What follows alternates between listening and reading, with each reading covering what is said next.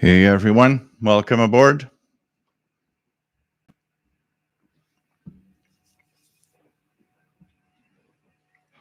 Make sure everything's all right. And everything's cool here. Just remove this, open the chat here.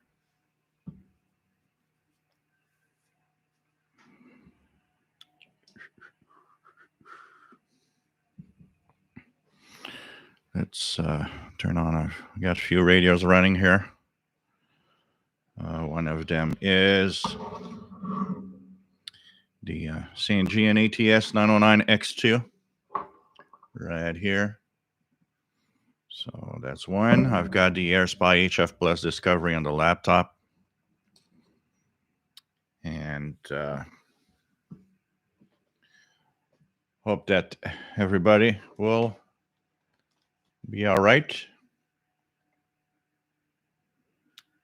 Are you guys getting audio? Matt's not getting any audio. Looks like it's okay here.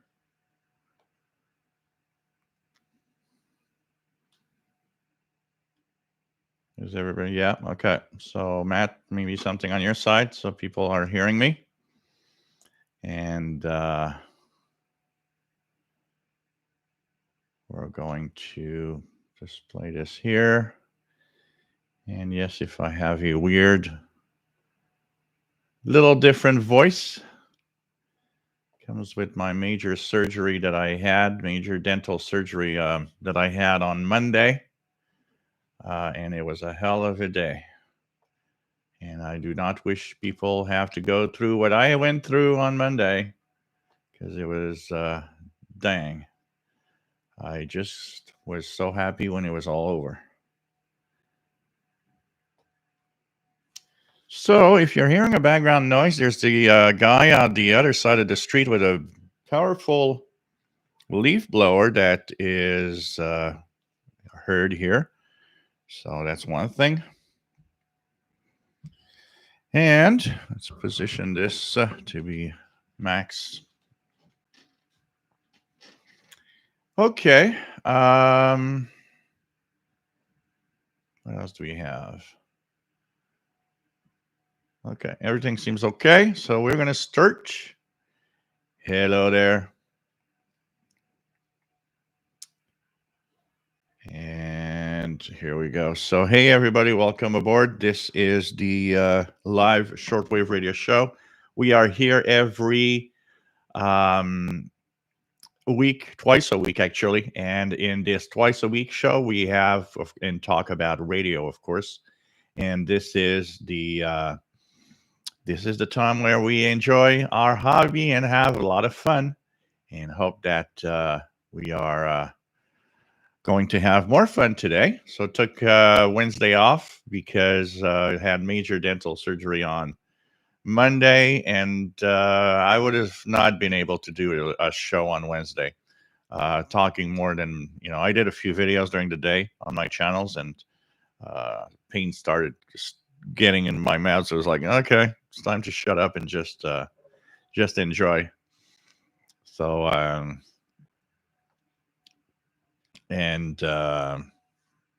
it is getting better now, even though I have to pretty much eat really soft food, mashed potatoes and yogurt, and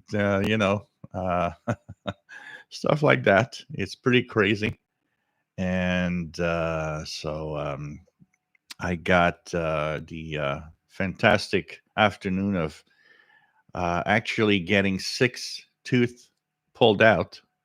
And I can tell you that, if you had one out in your lifetime, you already know how it's an event to get one. Now imagine to get 6. It's a hell of an event. I can tell you that. And after when she took out the first one, I was like, oh God, please, I hope this is going to get over soon. And so it's like, whoa. Okay. And so, anyways, still a little swollen, but not too bad. Definitely better, anyways. And now it's going to be a little more on the. It's going to be, the next few appointments that I have to do for tooth cleaning and stuff like that is nothing compared to what I just went through. So it's going to be like better. But it had to be done, and I had to take care of that, all of it, and always we always wait at the last moment. I think everybody's the same. It's like, yeah, you don't like to go to the dentist, and you wait for the last moment, and what happens? You get a toothache, and it's like, yeah, well, now's the time, gotta go, and so let's take all of that together at the same time. So I thought, if I have to go for one tooth, let's go there and let's talk to the dentist and let's do what has to be done. Because like everybody, I think we all hate going to the dentist. It's one of those things in life that's not fun most of the time. So, anyways, that's done, and I am back, and got a few more weeks of eating smoothies and stuff that are not too rough on the edge. So nice to be here. I on Wednesday, like I said, would have been a tough one to be here, but today it's uh, it's much better. I'm gonna have to do something to maybe put something behind the on the air sign to show the letters, because right now it's kind of a blown out of proportion kind of lighting experience. So, anyways, I just quickly put a map back here, which is the Texan map. It looks crooked, but it's because of the angle of the camera, not because it's really crooked. I think it's the way that the camera angle is that makes it look crooked. And so we're going to be checking that out. My name is Gilles. I'm located in Montreal, Quebec, Canada, and I am, of course, we're going to entertain you about radio and have fun. It's always a lot of fun. Just came out of the CIDX, the Canadian International DX Club meetup, which is the monthly Zoom meeting with club members.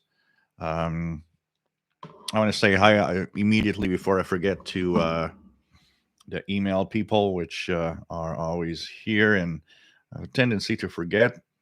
We have Elizabeth in Regina, Saskatchewan saying hello.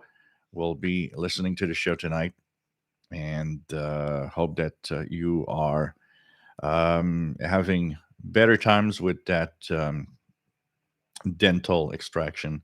Never fun. And we have Richard Lemke, that is in St. Albert, Alberta, Canada. And he says that we had 21 people show up at the Zoom meeting for CIDX, which was a lot of fun. It's always a lot of fun. It's a great gang of people. I mean, we are really, really great gang, and a lot of really fun people, and it's always a good time. So we also have, if you are here, a chat room that you can access. Say hello to everybody. And of course, the chat room is saved. I always make sure that the check mark is there so that it is always there at the playback. So if you look at the show later on, well, the recorded show will have the chat room go through like if it's live. So you'll see all the people that are participating here, which is a lot of fun. And great gang of people, once again, that are very respectful and really, really cool to be here. And the there's the Facebook group, which is also same name as the place here, the official SWL channel. So the Facebook group is a great place to be. Also, if you want to join in and have fun with a great gang of people during the week when the show is not happening, you might have suffer from withdrawal syndrome. So you can join on the Facebook group, and there you will be able to, of course, a um, a a nice experience of sharing your posts of radios, pictures of radios, your shacks, what you're listening to, trying what others are actually posting as what they're listening to. Maybe see if you can hear it. Sorry. There's of course, you can ask questions, answer questions. It's a great bunch of people there also, and I think for anybody that is in and that loves radio, it's really really cool to be there and share with everyone. So cheers. I had forgot to buy some cranberry juice, so it's orange vodka orange juice, which is commonly referred to as a screwdriver. So cheers everyone. Nice to be here. So Bobby Burgess, nice to have you here. WA5107 SWL in Louisiana. Matt, MDK2 in Denver, Colorado. Dwayne, nice to have you on board from Northeast Tennessee. Vahan Yazarian, nice to have you here from California. David, KJ4CMY from Central Georgia. Rob, nice to have you on board from Phoenix, Arizona. Paul the Cat is taking a nap in the bedroom. Metal Lunar, nice to have you here. RJDA Dakota, nice to have you here from Missouri. Beautiful 71 degrees. That's radio, outdoor radio weather. The film 2011, nice to have you here from Denver, Colorado. We have David has lemonade for his drink of choice today. That's perfect. And TVDXer, bonjour, j'espère que tu vas bien toi aussi. Ça va bien ici. Ça va mieux qu'en début de semaine, en tout cas. What else do we have? Rufus, nice to have you here from the Laurentian Valley, Ontario.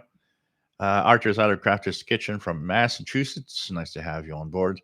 Says, had the Greenwich Satellite 800 on mid-morning into early afternoon. Amazed at all the weak signals I heard.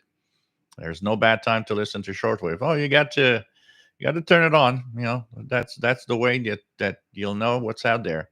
Turn on the radio. And at this time of year, especially here at our higher latitudes, shorter days, the sun's angle actually favors a lot of the signals. I've been hearing pretty much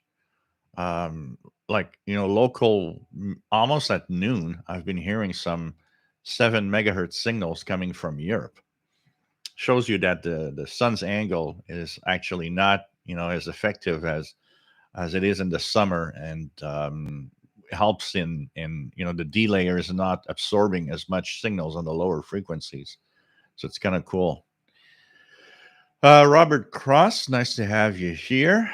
PLF Radio, bonjour et bienvenue depuis Lyon en France. J'espère que tu vas bien dans ton côté, dans ton côté, dans ton coin du monde. Et toujours un plaisir de t'avoir parmi nous. Zen Faros, nice to have you here. M. Duffy, nice to have you on board. Richard Califano, nice to have you here. What else do we have? WR, nice to have you here. Keegan, X1080Xer, nice to have you on board in Northwest Arkansas. Rob, yeah, it has to be visible, but now I need to do something to make it. Actually, what's happening is that because it's shining on the wall behind it, it overloads the camera. It's too bright. If I look at it myself, it looks fine, but the camera is overloaded on the brightness, so it doesn't show like it should. I'm gonna try something here out of curiosity. Just want to see if so this is 100%. What if I just out of curiosity want to see if yeah, it's a little better, but it doesn't really improve much. Okay. Anyways, Uh, and of course, why not use one of the Texan radio maps as a background? Because I wanted to put up the pirate flag, but the problem with the pirate flag is that I couldn't find what I needed to put it back up. So I'm going to take care of that. And it should be, the pirate flag should be up next week. And what I thought is this with a black background is going to be okay. So I'm going to put it like on one of the corners of the pirate flag. And it should actually shine just okay for the camera at the same time. So hope everybody's all right here. Neil, nice to have you on board from the UK. We have Wim Jaggerman. Nice to have you on board. We have Northern Dawn. Nice to have you here from the UK. What else do we have? RJ8 Dakota doesn't like to go to the dentist, but I know how much it's necessary. Ouch. Yep. It's not fun. Dwight, nice to have you here from coastal Virginia. Jet Crafter, nice to have you on board from southern Maine. What else do we have?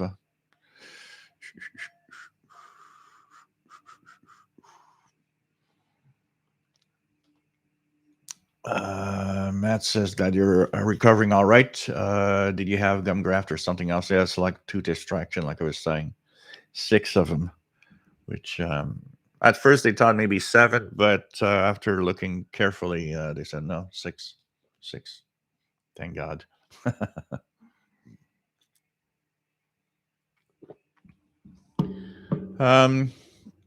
Catalin, nice to have you on board from Germany. 9 p.m. over there.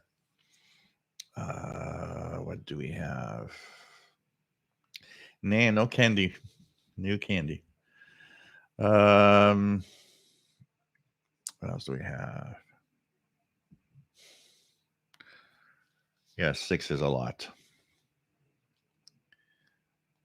What else do we have? Fabrice, nice to have you on board from Belgium. ON3MF. Jason, VE9JMC. 6 at once. Yep, that would be a bit of a pain. The most I have had with pulled was 11 at one time. That was painful. Yep, it's not fun. What else do we have? Yep, not a good experience. I will have partials, Matt, because the implants are very expensive.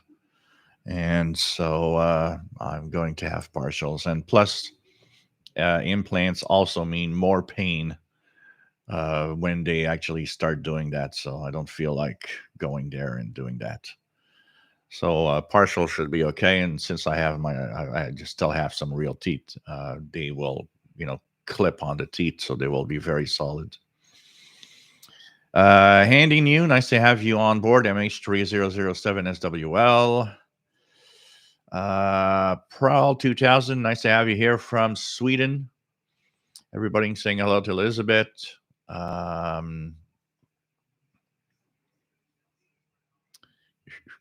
Yeah, it's Thanksgiving for the US, I believe. So happy Thanksgiving. Happy Thanksgiving. No, it's next week, right? It's next week. Yep, I think. Not this weekend.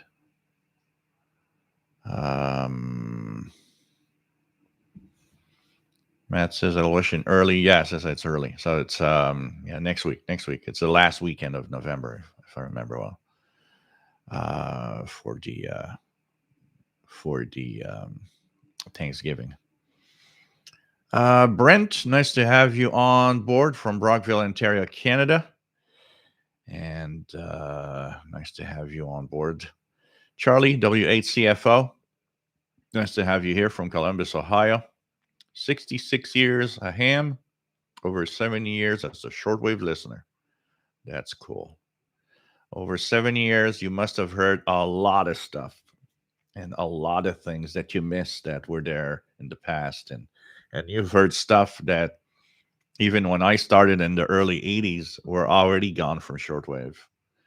So cool. Plus all the different equipment and radios you've tested and played with over the years. Jeff KD5QDO in Groves, Texas. Nice to have you here. So, like Matt says, wishing an early Thanksgiving to all. So let's mention it right away if you can be here Wednesday. SoCal, nice to have you here from Ramona, California. Rick, nice to have you here from Milwaukee. Mobile Armored Strike Command, nice to have you here from South Carolina. Oh, no, not from South Carolina. Broadcasting to an operator in South Carolina, sorry. He's got installed an HF antenna and a Learjet 45 and tested by broadcasting to an operator in South Carolina. Wow. What else? Let's check it out. WR is in Poland. Nice to have you here. Always cool to have people from all around the world. It's definitely a lot of fun. We have Jan Engstrom from Sweden. Welcome aboard, my friend.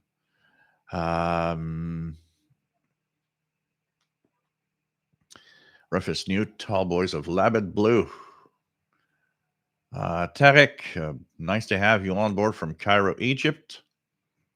Rainy Cairo today. Matt is having Radio Exterior de España 9690 S9 plus 20 in Denver. Let's check it out here. 20-meter band, by the way, is a lot of signals right now. And I think this weekend is an SSB contest. And I have a lot of stuff to listen to. So let's check out 9690 on the Air Spy HF Plus first. Here we go.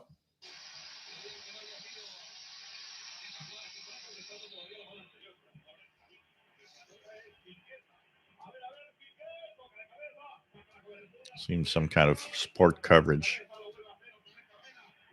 And that's on the Air Spy HF Plus. Let's try it on the good old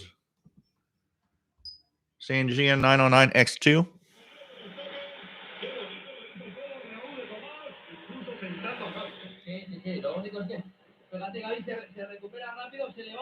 It's full scale on the S meter on the CNGN. So pretty nice reception here of Radio Exterior de España, 9690 kilohertz, even here in Montreal. Japan, nice to have you on board from Texas. We have, Canada's Thanksgiving was last month. Absolutely. Kevin Wood, nice to have you on board. Been hearing WQFJ 689 on 1710 kilohertz most evenings. Interesting. Nice to have you here from Nova Scotia.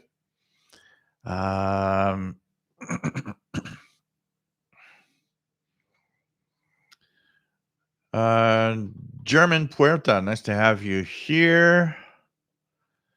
We have Dave Johnson from West Michigan, KE8YM. Nice to have you on board. Kevin, I go through dental torture every 6 months to keep bad genetics at bay.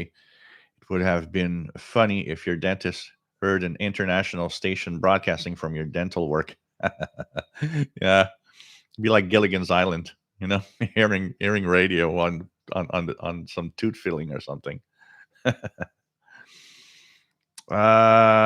German Puerta is from Colombia, and read the country doesn't have official shortwave stations since 90s. No, but there is one station in Colombia on 4940, which is Colombia, Montana, something like that. Montana, Colombia, and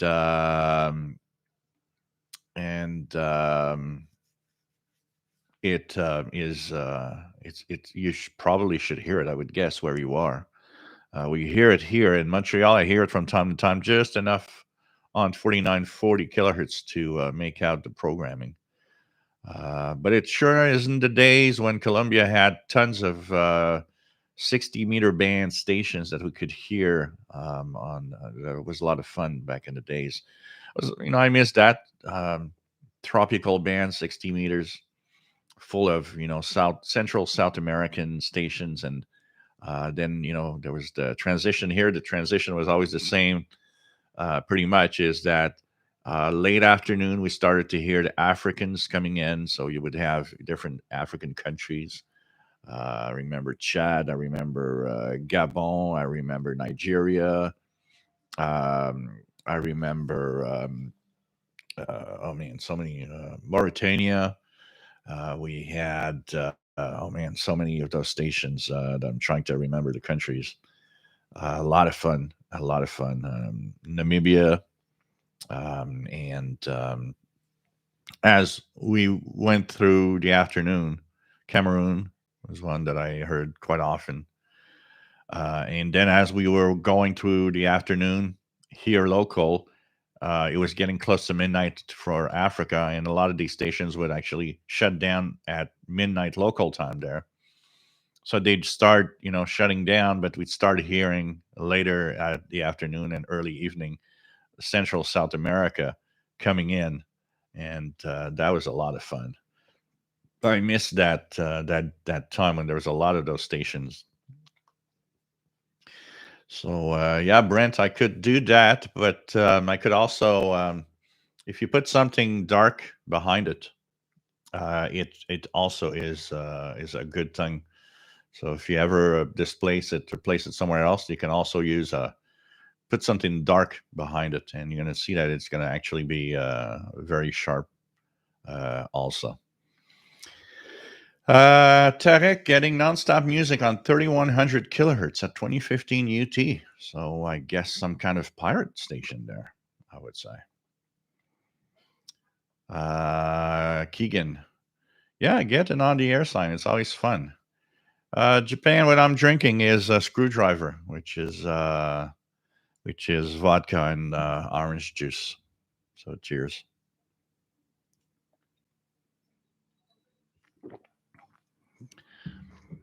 Um, MDK2 says my mother-in-law has had implants, and apparently they had to be adjusted from time to time.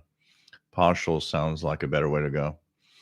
Yeah, and even the dentist said that a partial would be the best, and that in my case, because I still have real teeth, they would be clipping very well to my job because they would clip on the teeth that I have. Jim Gordon, nice to have you here from Scotland, and says check out new Netflix spy series Gloria. It's set in the 60s, Radio Liberty RFE transmitter site in Portugal, in Portuguese with English subtitles. Fascinating for us DXers. Oh, I'm going to check that out, man. It's like on, if you guys are fans of anything radio related in a series, on Prime, Amazon Prime, if you have Amazon Prime video, there's a series, and now I have a blank as to the name.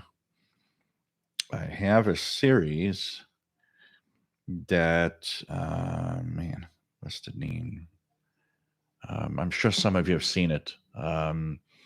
The guy is like a paranormal activity kind of eh, of um, like he goes to places where people have seen ghosts and stuff, and the in his truck, the first episode strikes because in his truck, or no, it's in his home, I think. He gets the Lincolnshire poacher. So, of course, for anybody that's been very shortwave addict for a while, we all know what the Lincolnshire poacher was, which is a number station. And throughout the episodes, it has that comes back, and they kind of add that fact to the show, and It's kind of interesting. It's not the best of shows that I've seen. They try to make a kind of a funny, humorous series based on those shows where you got these paranormal activity people that try to find ghosts and stuff. I can't say that it's really funny. I think they missed the real jokes they could have done. But for any radio guy, you'll find it fascinating and you'll go through it because the mix of that number station, the Lincolnshire Poacher, with the main series makes it very interesting. And at some point, it stops because they kind of find where it's happening, and when the last episode ends, as the episode ends, Lincolnshire Poacher is heard again. So it's like, oh, okay, I guess they're gonna have a maybe a second year of that series. So, man, I forget the name. What else do we have? What else do we have?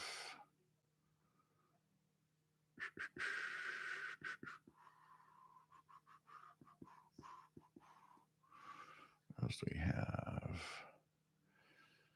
Let me just try to catch up where I was because I think I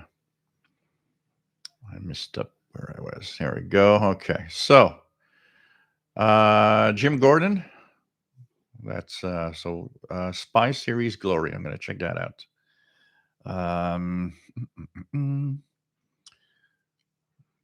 Glory now on Netflix. Eric Shipman, nice to have you here from Las Vegas, Nevada. Archer's Other Crafter's Kitchen. I had one extraction and an implant done. Yes, very expensive, but amazing cosmetically and functionally. Well worth it, but 6 would be brutal. Dentistry is highly profitable. Yeah, it's too expensive. Too expensive for me. I get that they could be much more practical and because they actually fill in the job like realty does, where partial kind of is a little different in the way that it is, but still. Jetcrafter getting 15570 from Madagascar here in Maine. World Adventist World Radio at 2022. 17570. Okay. Maybe they're off. I don't know if they're off, but I'll try it anyways. 17 dot. I heard that one the other day. So nothing more here. It might have left at 2030. But I doing an ETM scan with my CountyCom GP7 SSB. I actually caught 17570 one afternoon.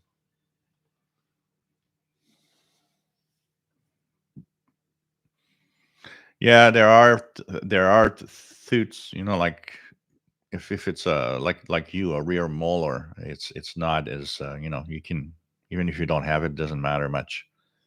Mine are very visible teeth, so it's like, hey, gotta do something because you can't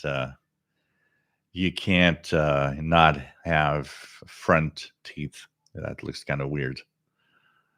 Darren Rogers, nice to have you on board from Long Island, New York, KB2AHS. Saturated Fats, nice to have you on board from Western Michigan. And yep, feeling better. Andy New, nice to have you. Says great DX and a local Kiwi SDR. Heard Mali and Kuwait, as well as many US and Canadian stations on 15 and 20. Cool. Northern Dawn says it's Barcelona versus Espanyol derby match. Cool. Saturated Fats just purchased the Texan 501 and am excited to unbox it and to set it up.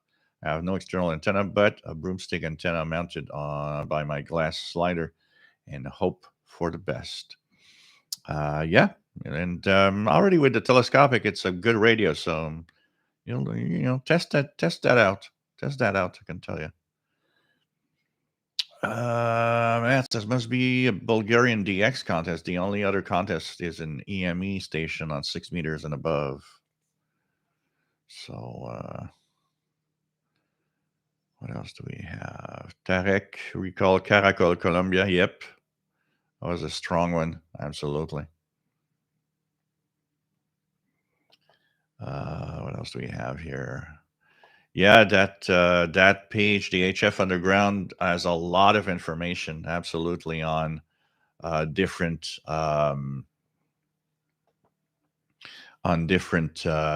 broadcasting frequencies and where to listen to all sorts of stuff. It's a really, really good place to check out for sure. TVDX or WCBS has been really good in the last few days. Yeah, the conditions have come back to normal. Actually, one of the CIDX member in the eastern part of Canada has received transatlantic medium wave stations a lot this week. So things are back to normal. No more excuses. Nice to have you on board, my friend. Been at least a year since I was here. Well, welcome back. Welcome back. Yeah, the ARRL sweepstakes, I think that's the one for this weekend, right? What else do we have? JDA Dakota misses those tropical band stations, especially Springbok Radio and Radio Colossal. Yeah. Radio Reloj, Ecos del Torbes, Radio Barquisimeto. I would hear, I remember the first thing was like, it didn't last very long after my first radio, but I remember hearing 4VEH from AET on 4930 in French, and that was kind of cool. This is where it was fun also for me. I had an advantage for the Africans because I spoke French. So a lot of African stations were in French or a mix of French and, like vernacular and stuff like that. But a lot of them had French within their schedule. So that was kind of cool because it gave me really stuff to listen to. It was kind of fun. I remember one of my favorite, and that was kind of my nighttime before, listening.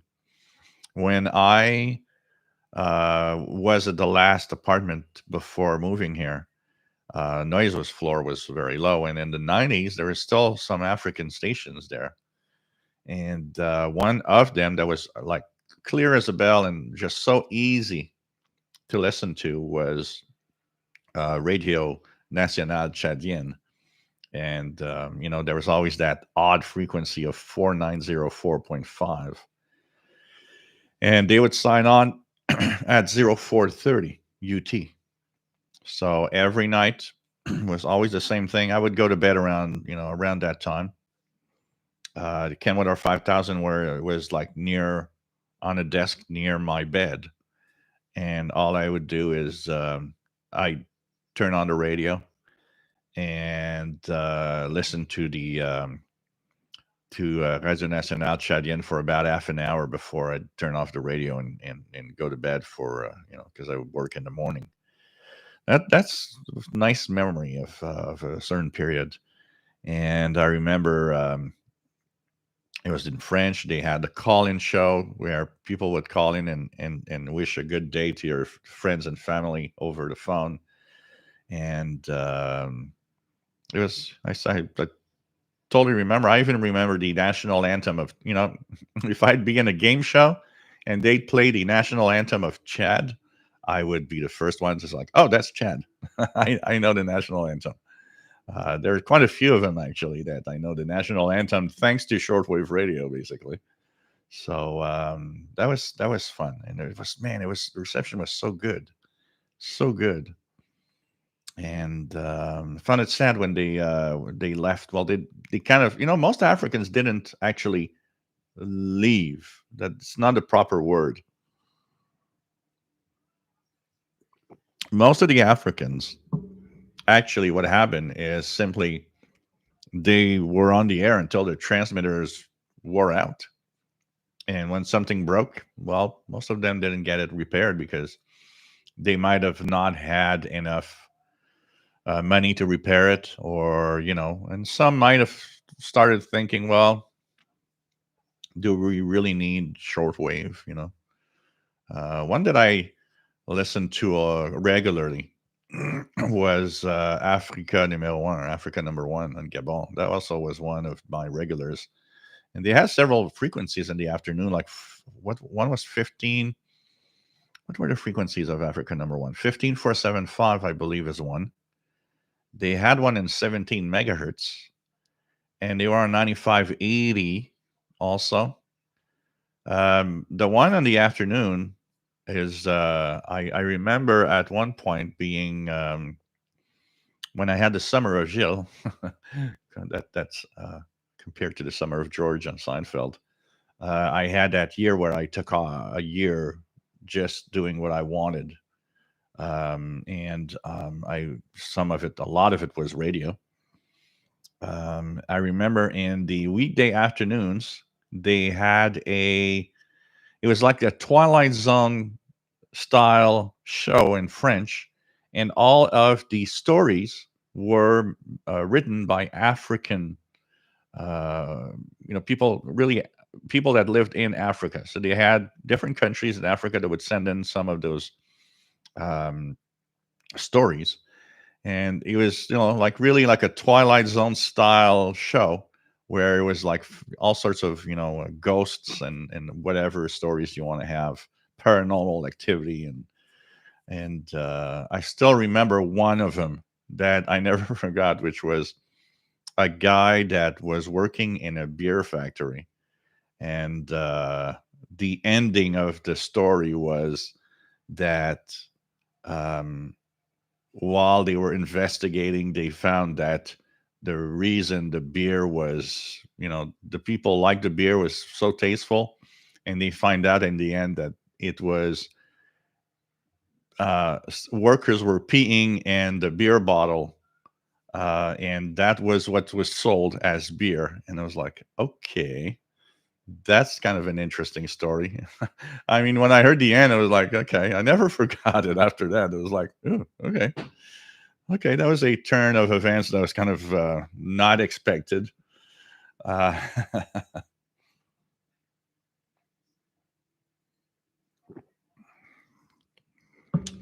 um, but man, so many things. Saturated fats had a reception report from Radio Congo way back in the 80s. Wonderful report. I have several QSLs from Africa. Um, and they're all very, for me, they're all very important. All very important. And the there was something, it was, some Africans were easy to get QSLs, but there were a lot of them that were um difficult to get a card. And I remember my chances went up when I started including a US dollar bill within the envelope. I noticed that my return rate of QSLs was higher.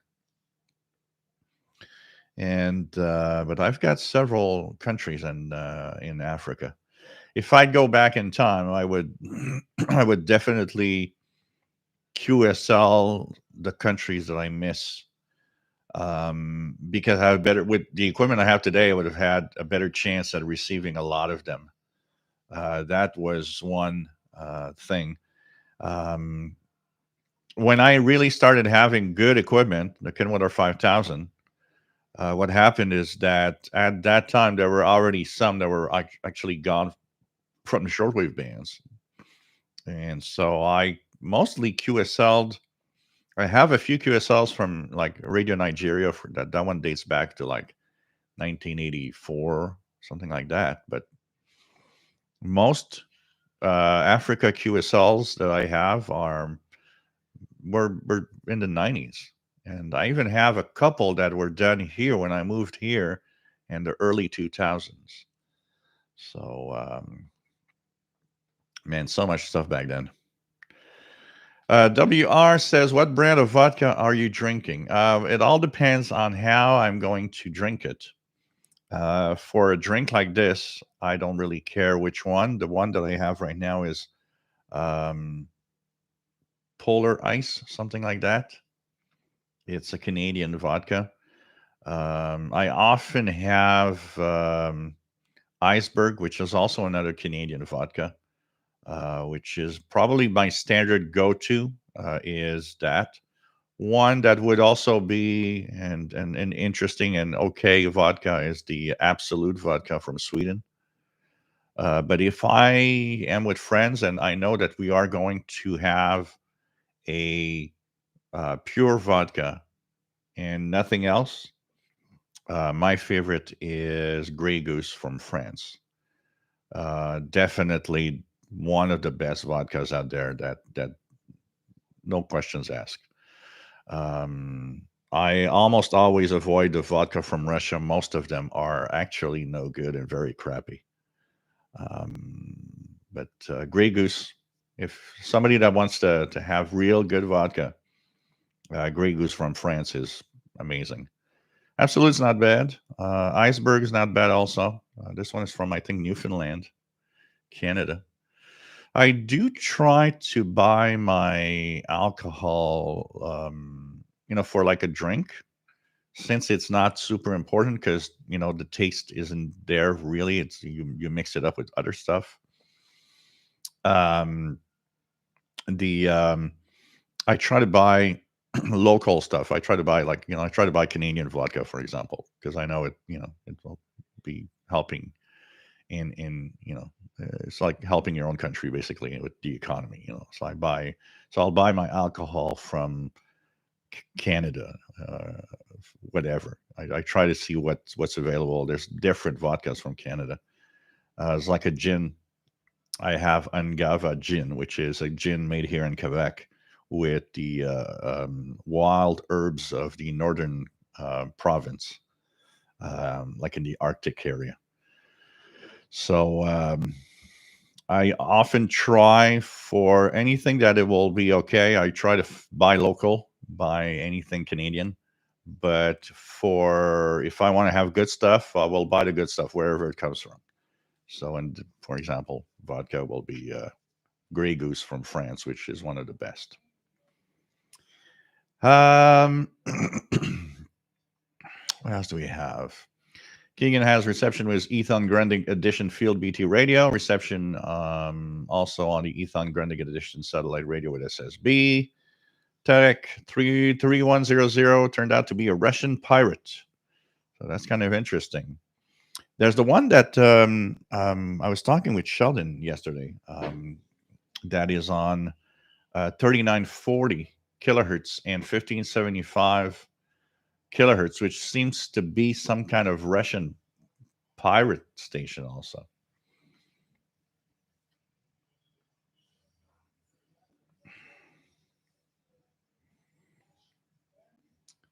What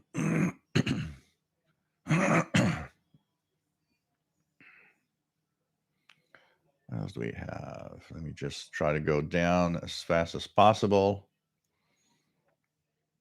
RGA Dakota had a variable capacitor to the dental work. Oh, God. Matt says, I think you're thinking of Truth Seekers. Yes, thank you very much, Matt. Truth Seekers. Well, it was okay, funny, okay, yeah, but I don't know. I want to watch it again. Maybe I wasn't in it enough, but I'm going to watch it again. It's not bad actually. It's not bad, and they're trying to be funny with stuff, but I don't know. I was asking too much, and when you see actors and you see people that are funny in all of the stuff that they do, one of the things that you immediately go to is like, oh, this is going to be real funny because these guys are funny in everything they do. Maybe I was asking too much and I got disappointed because maybe I wanted too much out of it. But it's definitely worth, if you have Prime and you're a shortwave listener or AM radio operator, and especially if you know those old, uh, you know, um, Lincolnshire Poacher number stations. Do look at Truth Seekers on Amazon Prime. You're gonna enjoy it anyways, for sure. Okay, what else do we have?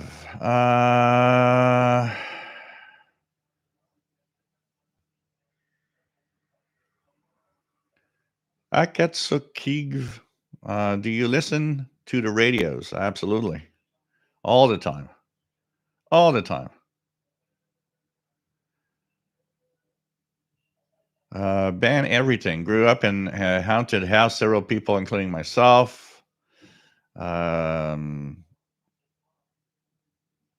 we're going to move due to crazy things happening.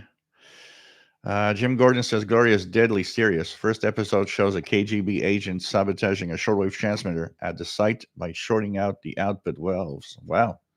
I'm going to check it out. Looks interesting.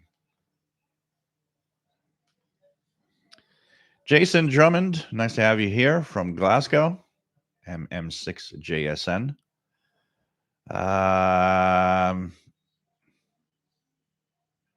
Saturated fats. Am I the only owner of the Ethon satellite radio that has such a bad owner's manual? Hard to understand how to program anything. You know what? Most radios today are really, really crappy in their manuals. Almost every radio today, and I will include text and receivers in their manuals. They're okay, nothing more. They would need to be better written and better explained, because I'm sure a lot of people had actually understand pretty much nothing. You know, the reason why I play with all this stuff um is I just turn it on and play with the buttons, and you get to the feel of it and everything. But when you start reading the manual and you look at the manuals, it's like, whoa, okay, these manuals are bad. Even ICOM manuals are bad. I look at the ICOM ICR30 manual, and that thing is bad. It's like on the R20. The explanation of edge scanning. No, that's not the way it does. That's not well explained. And it's like, I don't know how many people come back to me on the ICOM ICR30 and 20. Do you understand how to do this or that? Because the manual, I try what the manual says. It's like, it just doesn't work. And it's like, no, the manuals are bad. I mean, come on. I don't know who makes these manuals, but wow. I miss the times and the days where radios had real good manuals. You know what? That was one of the amazing things of Radio Shack. They're realistic radios, and Radio Shack branded radios, shortwave radios, always had good manuals. They weren't that big, but boy, did they explain very well how things worked. And that is something that is missing today. Ban everything but the Texan PL 330, 660, and Ethon Elite Executive. Great team of receivers. Cool. And then all you have to do is have fun. Brent is thinking of buying the Texan 990X. Do you still recommend it for the money? Absolutely. You'll have a great radio. Absolutely. That's for sure.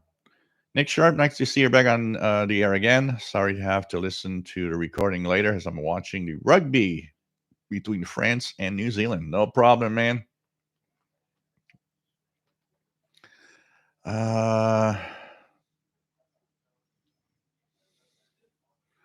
What else do we have? Sheldon Harvey, nice to have you here from Greenfield Park, Quebec. What else do we have? Now, if you have the money, if I had the money, maybe I would think about implants, because definitely it's much more like natural teeth than having a partial or whatever. But It's up to you. Depends on how much money you can spend. It's extremely expensive. Dental work is extremely expensive, and I was a little dumb when I was young because the first job that I had was a really big company, and we had dental insurance back then. And I was like 19, 20. And already back then, I would have had to have some, some dental work done. But you're 19 years old and you don't think about that. You just think about something else. That would have saved me some bucks. Um,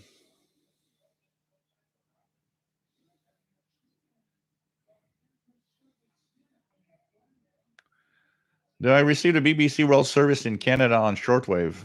Yeah, I have several frequencies I do. 12095, 11810 here on the East Coast comes in well enough to be listened to. And the evening, I often hear 6005 kilohertz quite well. Submarine Radio Man, WA3MCK, doing shortwave listening with is Xiegu X5105. Excellent performance. Cool. No more excuses. How is Paul? Paul is very well. A little fat, but very well. He's actually taking a nap in the bedroom right now. Um, Shannon Harvey remembers 4810 La Voz de Galapagos, Ecuador. Well, yeah, I remember that. There was a radio on the 60-meter band. There was another one from Ecuador. Was it like actually called Radio Quito? There was another one from Ecuador on the 60-meter band. I think it's Radio Quito. It was just called Radio Quito or something like that. Ecos El Torbes. That was the powerhouse station from Venezuela, and I still have that QSL here. The QSL I got from Radio Reloge. That one's so funny because on the back it is written, handwritten. Please IRC next time. Oh God. No more excuses. I know you reviewed the 909X2, but you seem to have a dim opinion of it. It's not junk, and that's not what I say in my videos. The 909X2 works well. It receives well. It's sensitive. It is going to be a good radio. And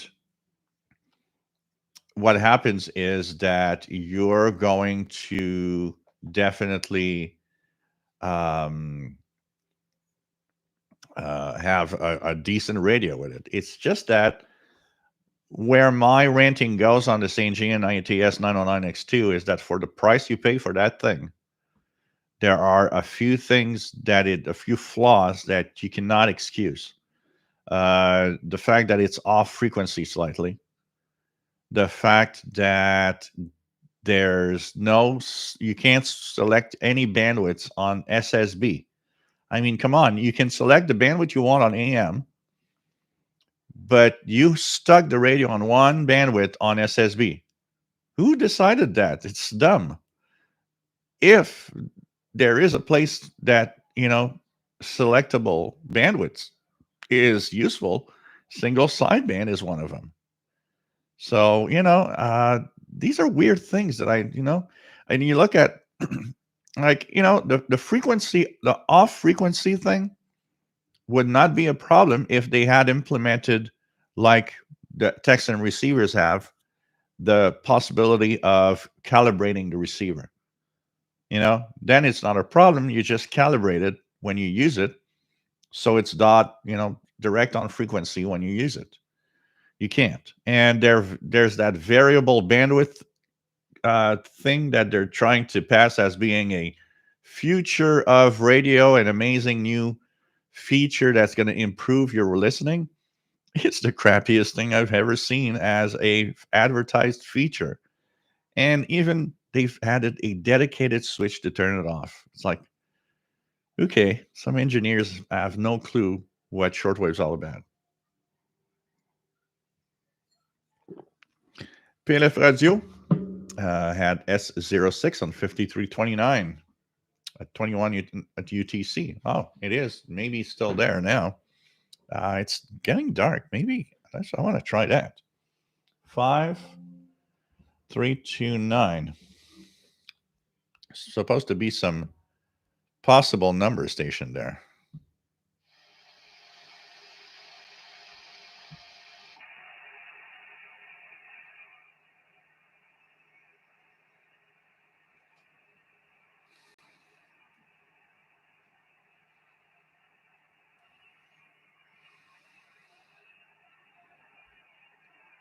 If it's transmitting, it's not heard here.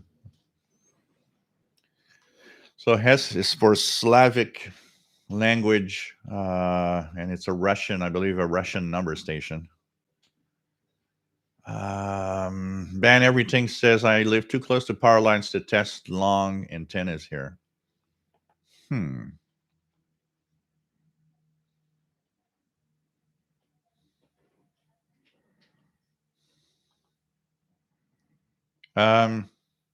Matt, are you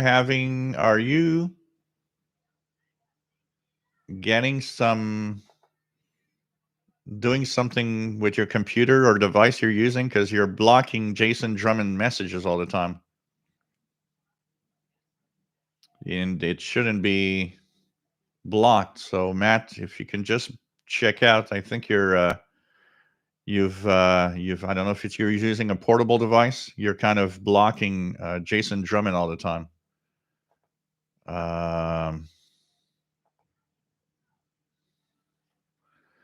RJDA Dakota 15205 was a test transmission I still have on a cassette from Africa #1. Wow.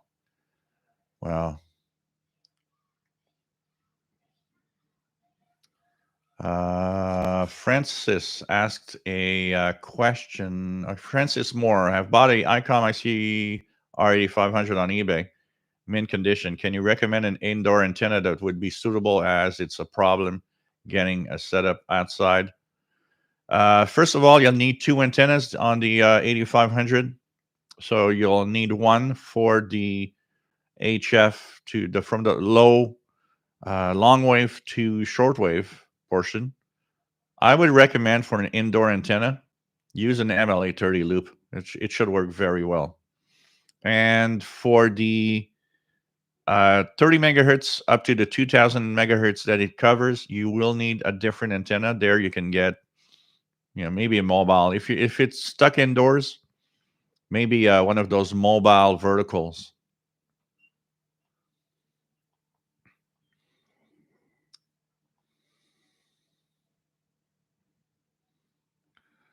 What else do we have?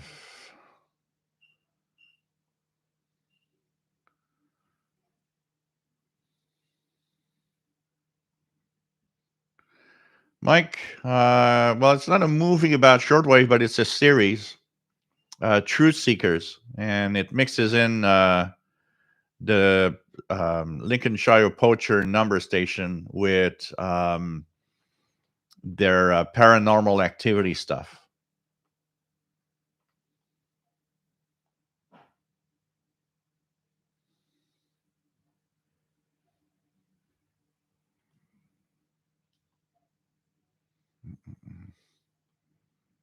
Yeah, Walbrook's a good antenna, but get an MLA30. You'll have great performance, and the performance isn't that far from a Walbrook, honestly. And you'll have a good antenna already. It's not, it's not. I after about an LA30, I can tell you that those $100 antennas I'm not fond of much. Noelson, nice to have you on board. From Brazil, I believe. Matt, I've had locally distilled vodka before. I forget the brand name, but it was very good. I couldn't find it last time I went to the liquor store, however. So, and they had Monopolo on sale. So, JJH, Smirnoff, cherry vodka, and caviar.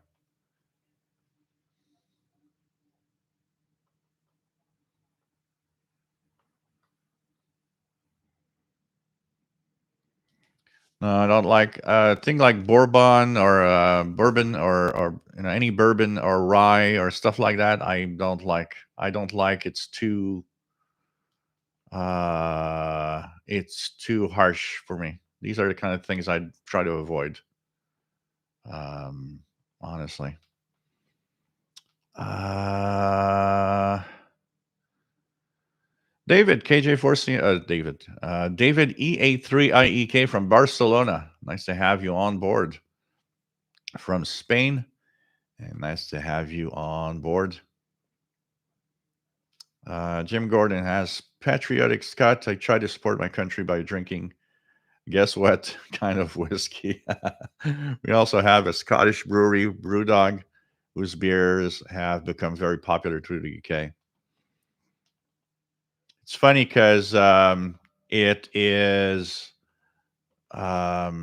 it is interesting to see that the big beer companies in Canada have a hard time now selling their beer because the younger generation likes to buy microbrewery stuff rather than those big gun uh, Budweiser style beer, where it's like very commercial beer.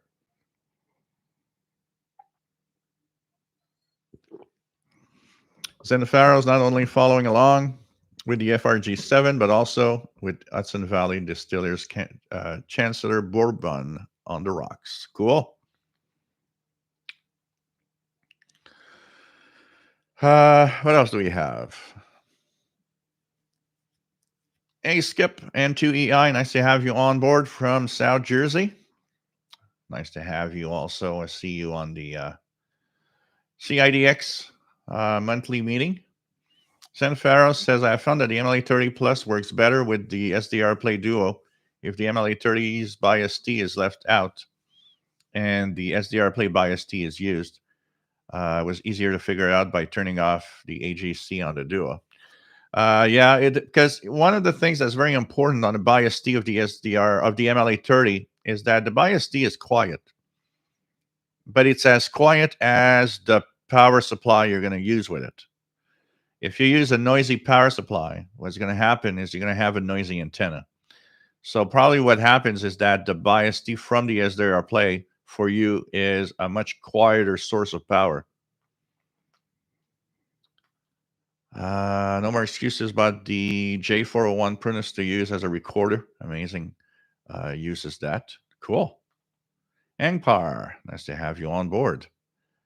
RJD80 Dakota Panasonic always had a very throughout and through thoughtful manual. Even my smart light, I have to guess how to do it or watch a YouTube video. Yeah, yeah.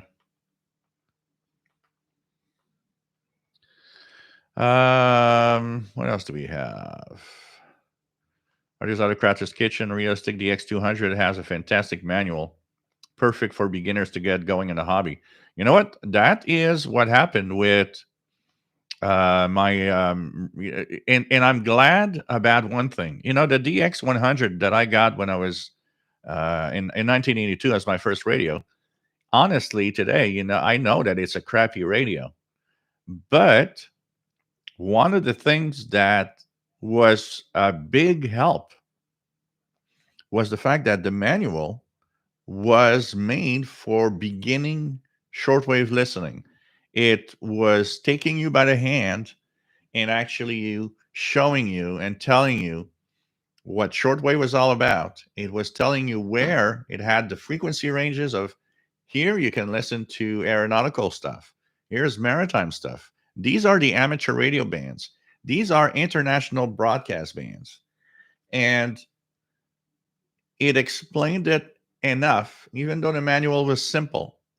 It explained it enough that just reading the manual, I was already, I had the minimum of knowledge to understand where is what on the range. Then after that, you have your own personal curiosity. I mean, getting getting your own tuning the bands by yourself. And I was very curious, and I was curious as to what is in all of those numbers that I see on the dial. What's at 22 and 23 and 24 and 25 megahertz and so on. That was the rest. I was a curious guy, and I wanted to see if, because in my head is, if it gets all of these frequencies, there must be something everywhere in these frequencies.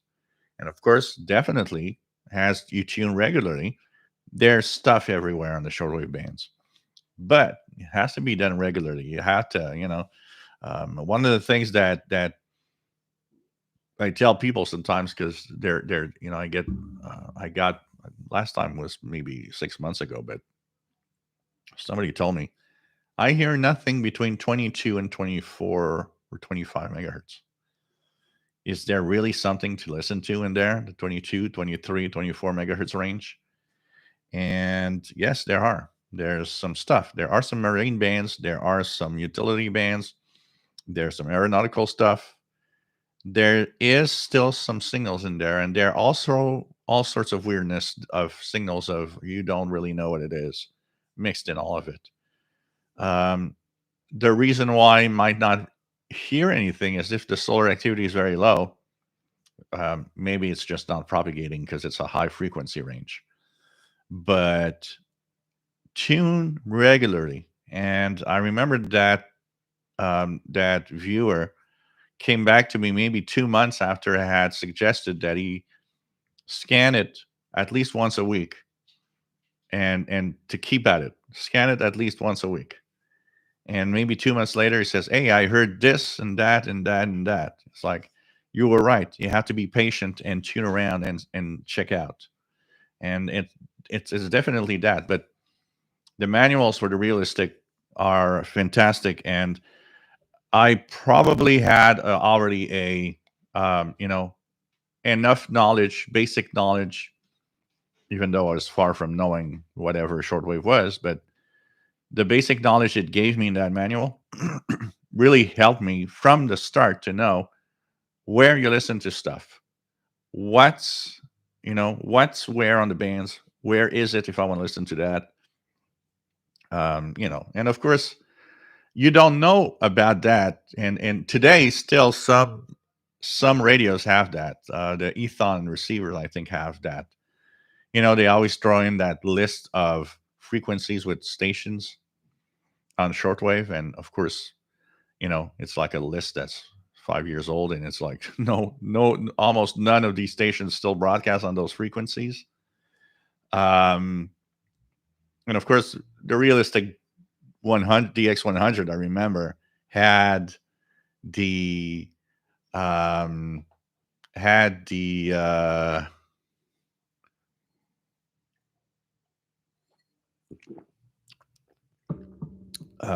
that famous list. So what I didn't know better, as a new shortwave listener that doesn't know exactly how it works, and that doesn't know that stations change schedule. I just would try these stations thinking, well, I will hear Radio Cultural on 3300 one day, or and of course that list was totally outdated. And I'd say that maybe only 10% of all the frequencies were actually still accurate at the time. But you don't know better. And I can imagine a listener today getting to the hobby and having that little frequency list from Ethon receiver or whatever. And you're like, yeah, they're all going to try that. And they're all going to say, well, I don't hear none of these stations, so this thing is crappy. When in reality, it's like you should go on the internet and look for like the real schedules. Cygnus Rider, nice to have you here, Joe, in Rochester, New York, WA2092SWL. Zen Pharaoh says, I heard that the Granic Satellite 800 was really done by Drake. Is that true? I don't know. Honestly, I don't know.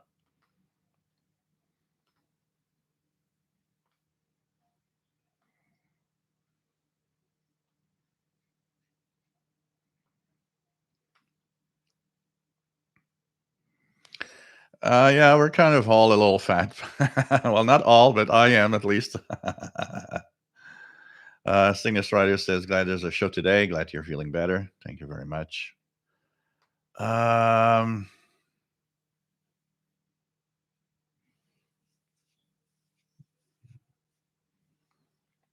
what else we have? RJ88 Dakota. Yeah, Radio Relage, Costa Rica, 4832. That was a very unique frequency, difficult to forget. Saturated Fats says, where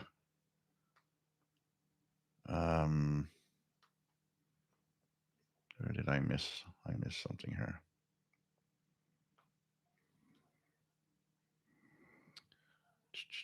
Let me just,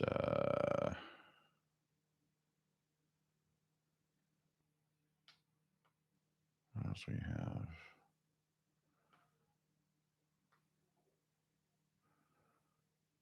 Okay. Saturday Shill, if you are trying to receive a reception report from a shortwave station these days, should we use online reporting as opposed to a postal report? For most stations, what I would say today is that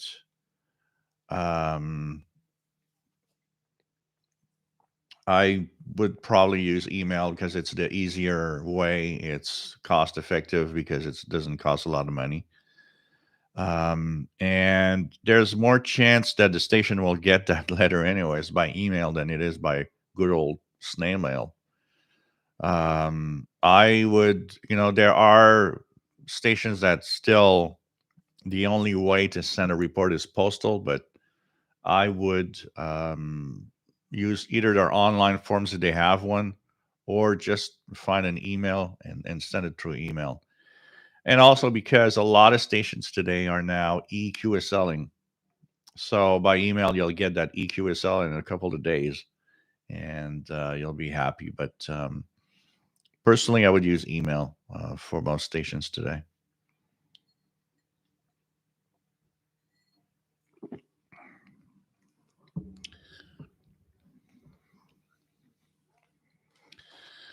No more excuses. Understand that is an expensive radio. I bought the 501 because you showed its advantages. When it came to buying, I skipped over the St. Gian. I mean, the St. Gian is absolutely a very sexy radio. It's very, very nice. But, it definitely is really, really has them. For me, it's better than the St. Gian. St. Gian has some stuff that like just Tinks and don't. If you like RDS on the FM band, well, St. Gian has it. The Texan receivers don't. If you want the air band, 501 doesn't have the air band, VHF air band, where the St. Gian does. But in this case here, it's useless almost because it overloads because of the FM stations are so strong here. Yeah, that St. Gian HDR 14 is a pretty decent HD radio. Really, really nice. I use it all the time. Okay, Matt. No, that's okay. So I just was curious. I'm not mad. Don't worry, Matt. It's okay. Dave, nice to have you here from Indianapolis. Nice to have you here.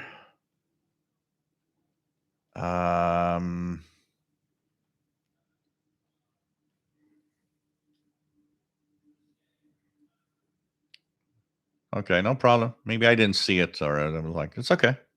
It's okay.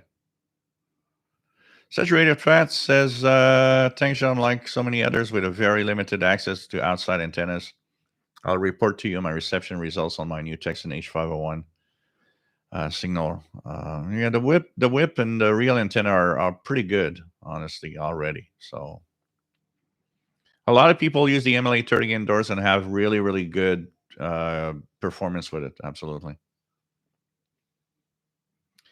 Cattle and frequencies closer to 30 megahertz are usually more sensitive to noise. If so, why is that? Like CB, for example.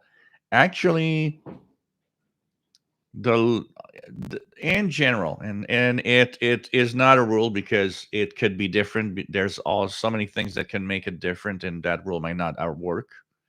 In general, the noise around you will get higher as you'll go down in frequency. So it's going to be noisier listening to the 3 megahertz range than listening to the 10 megahertz range.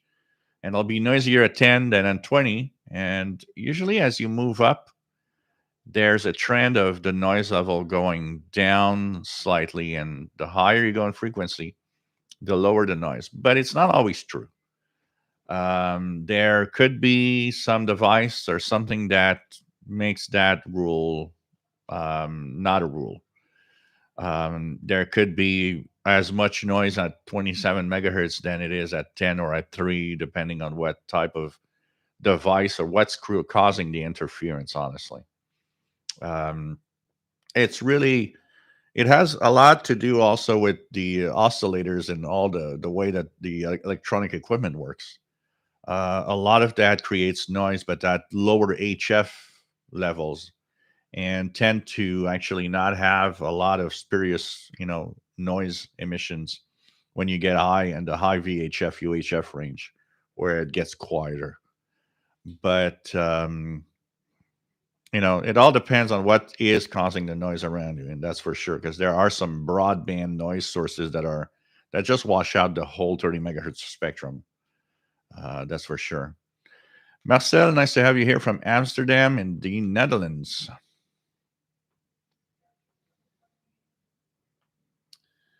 What else do we have? Anton, RC3C, nice to have you on board.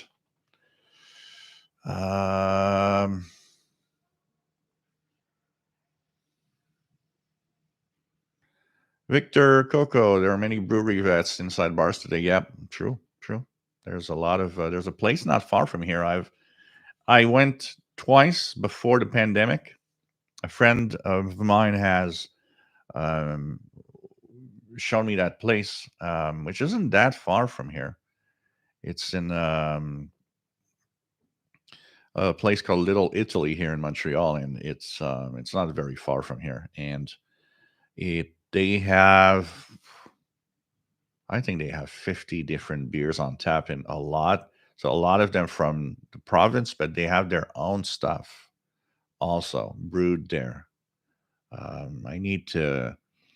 I wanted to go back, but pandemic arrived, bars closed, so I never had the occasion to go back. But would be interesting to check that out.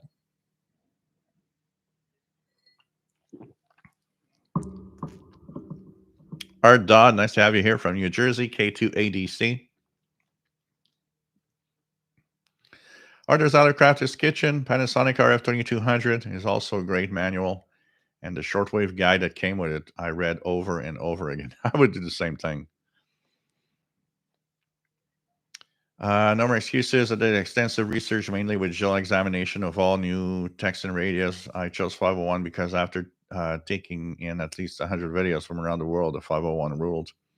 It's definitely a higher end. Yeah, most manuals, saturated fats, they're not actually written for a beginner shortwave listener. They are operations manual. You are almost given a manual that is expected that you know what you're doing from the start. And these are the features of the radio and how to use them. And that's it. You know.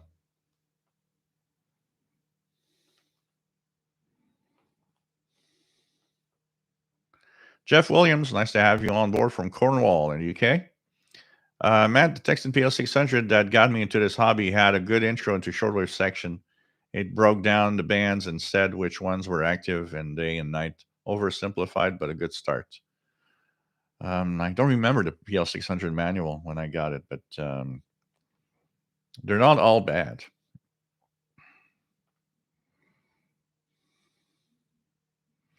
Yeah, the Texan 330 is an absolutely nice, superb radio. The JDA Dakota PL330 manual is definitely not meant for beginners, especially with the sync section. Yeah.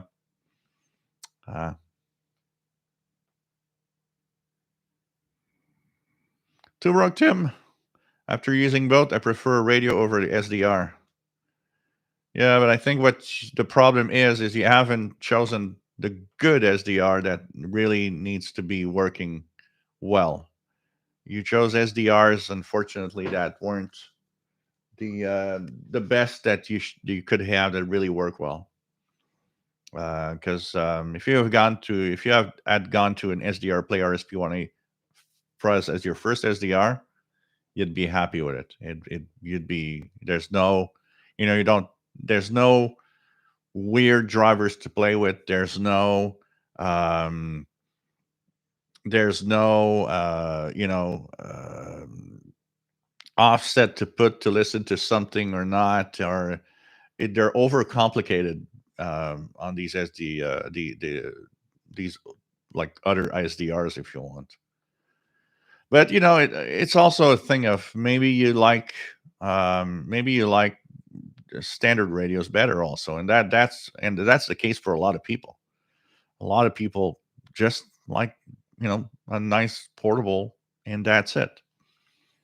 Actually, a lot of us use SDRs, but the majority don't use an SDR. The majority are still listening with a good old radio, portable, an analog radio of some kind, a tabletop of some kind. I think we're still in the minority using an SDR. We're a lot of people using SDRs, but it's not the majority.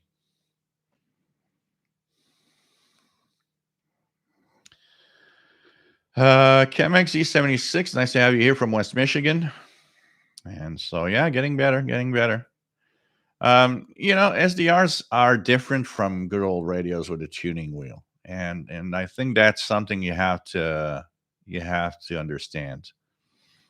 Um, they each have their advantage. Of course, tuning around with a good old radio is kind of fun, that's for sure. But the waterfall in a SDR has some clear advantages also. It all depends how you tune what you like, and not like I said, not everyone likes to use an SDR, or not everyone wants to use a computer to use a radio. They'd rather have something on that stands on its own. But Brent, does anyone here have a Texan S2000? If so, how do you like it? Look, it's very sexy. It's very nice, but most of what I've read, it ain't necessarily the best radio out there. There's some drawbacks on the Texan S2000. But it's a very nice, big, sexy looking radio. That's for sure, and it does receive well. It's but it you know not everybody's happy with it. It depends on what you want. Comanxi 76. Nice to have you here. Like I said.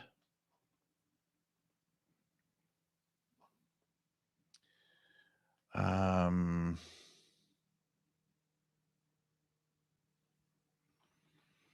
yeah, but the Texan H501. Honestly, I would buy a Texan H501 than rather buying a Sony 2001. Why? Because you're getting a very old radio on a Sony 2001. It's older technology now, and they're not worth the price they're sold for used. And for that price, you get a Texan H501, which does not, even though it has a stage of um, it's a triple conversion receiver. One of the stages uses the DSP chip, but on the Texan PL990X and the Texan H501X, what you get is no muting, no chuffing.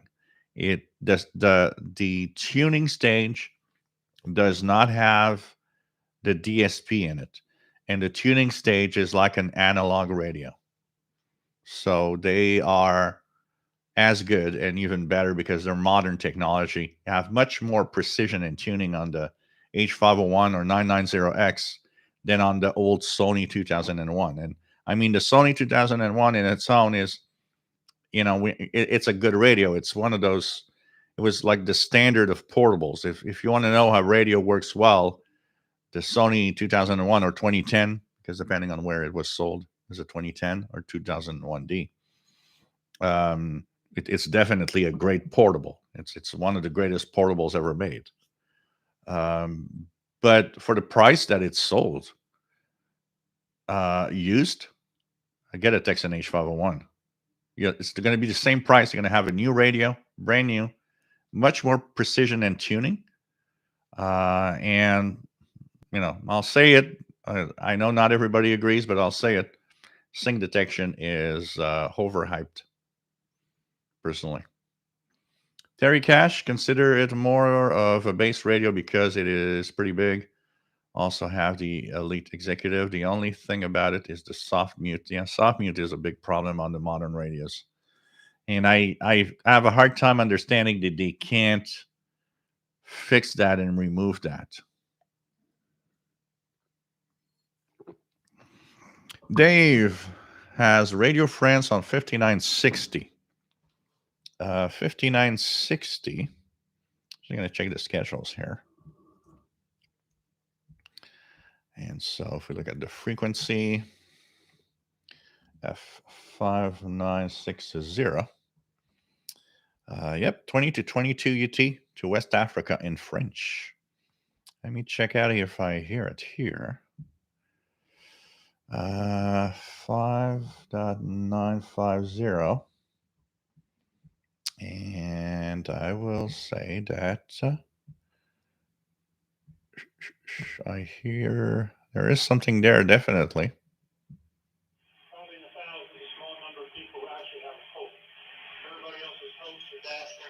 But I'm getting WRMI. 5960. I'm in the wrong frequency. Sorry. There we go. Yeah, it's pretty good too.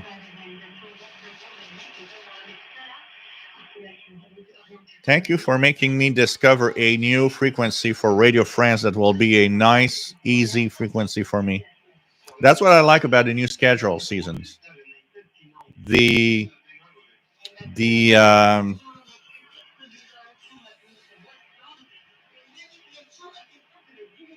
pretty good. So Radio France 5960. I got to remember that time slot. 20 to 22 UT 5960. Pretty good. So thanks, Dave, for making me discover one of the nice B21 frequencies of Radio France. I need to tune more. I want to do some videos, actually, tuning hour by hour on the different frequency ranges and talking about what are the stations there and so on. And I know you guys like these videos too.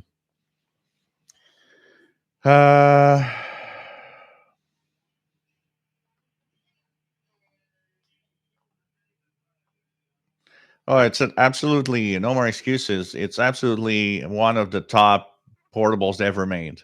But what I always say all the time is don't forget that if you buy that, you're buying an old radio. And if you are to spend $300 or $400 on a 2001 or 2010, you get a Texan H501, you get a new radio, and it works as well.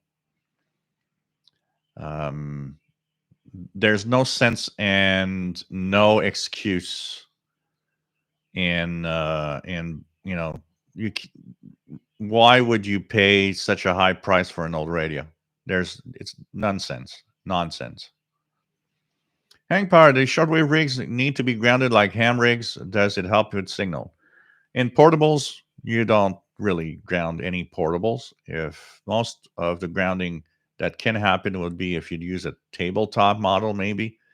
It can reduce noise. It can increase noise because grounding is a complex thing. And grounding is not necessarily well done and does not necessarily work well. That's for sure. No more excuses. Sold his Drake R8, and of course he regrets it. And that definitely is something that a lot of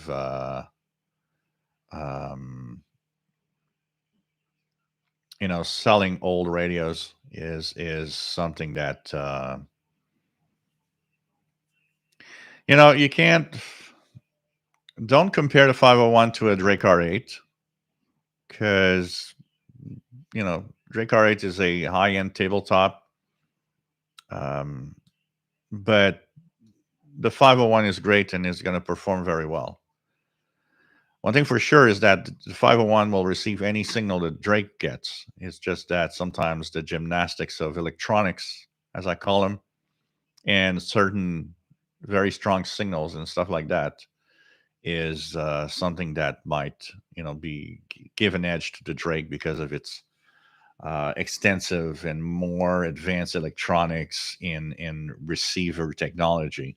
It's old technology, but at the price it was sold, it's the electronics of reception was really pushed to the best it could be. Pirate Station 6925 reported. Let's check that out. I am not getting anything here, not even a peep of a signal on my SDR.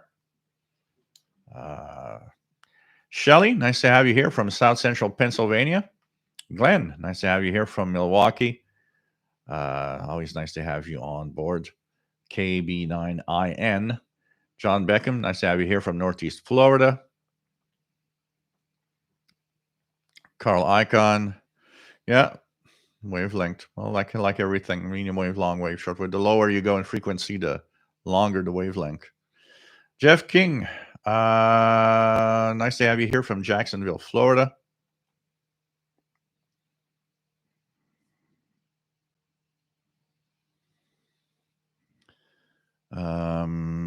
Aerial imaging. Any increased interest of late in checking out a Belka DX?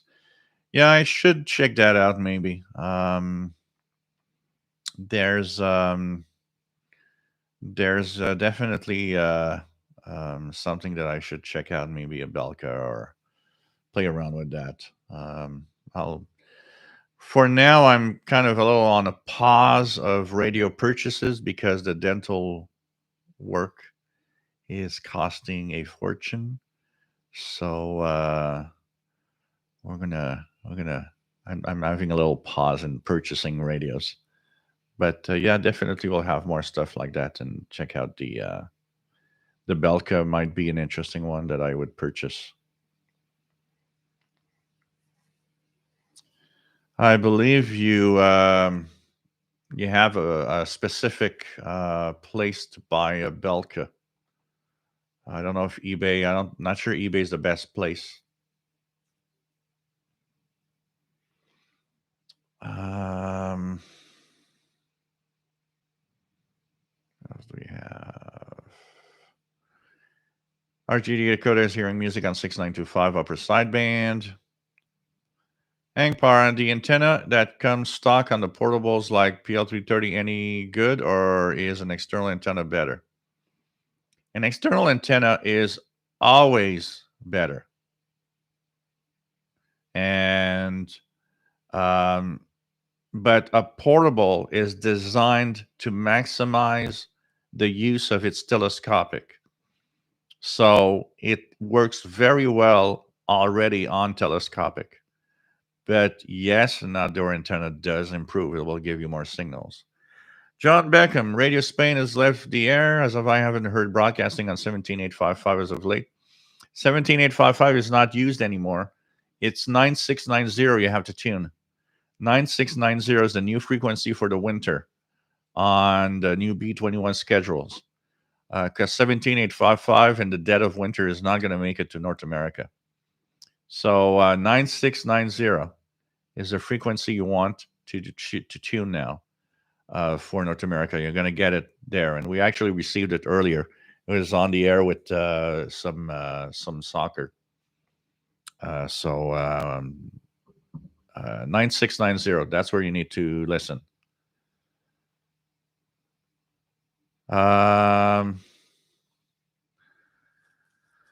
Dave, copy 6925 USB in Indy, weak. Jason V9JMC says, love my SDR as I don't need multiple radios for the multiple bands, even though I do have multiple radios. I like being able to see the radio spectrum where the activity is at. There's an advantage. Of using an SDR with that spectrum. One of the biggest advantage I always say is the fact that with the SDR, you actually see signals appear that you would miss on a standard radio. And that happens so many times that, if I'd be tuning with the ICOM ICR 8500, I'd be tuning a signal.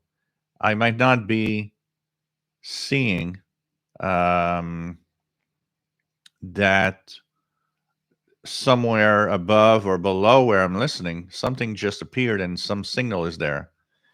And when you tune on an SDR, you see it. You will see something appear above or below.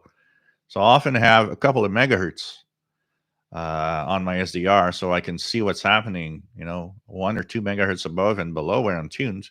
And if I see something pop up in that waterfall, you click and there you are. You see what's there. It's something that you don't have on a standard radio, a portable radio, and so on. So you could miss out on some signals if you don't have an SDR. With an SDR, does it also support the different modes like USB, LSB? Yep, everything. Actually, SDRs do all the modes, all the modes. Because it's done in software. So the modes of the radio are done in software. And SDRs will have more modes actually than any portable receiver in most desktop receivers. Count on the fact that an SDR also can add, in some cases with the software, some audio processing for noise reduction that can be very helpful in receiving signals also. Marco Davi, greetings from the UK. Anyone using a Yaesu VX6 for shortwave listening? Greece on 9420, says Glenn. No more excuse. I agree. Sony was nice for its day, but you take a risk buying one today. I mean, a top shape working Sony is really good. But there's so much,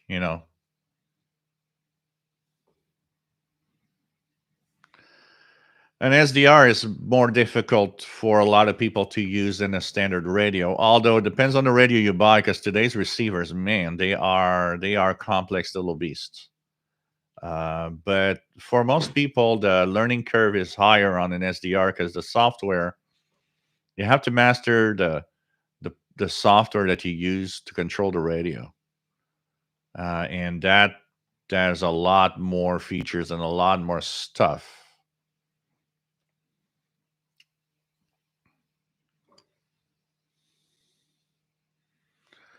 And it's not necessarily a dongle like the SDR Play RSP1A or the RSP-DX are little black boxes that plug in your computer with a USB cord. So you'll have a USB cable from the little box to your computer. The cheaper ones usually are dongles. The dongles like the RTL SDR V3, for example, the dongle, that's a $30 radio.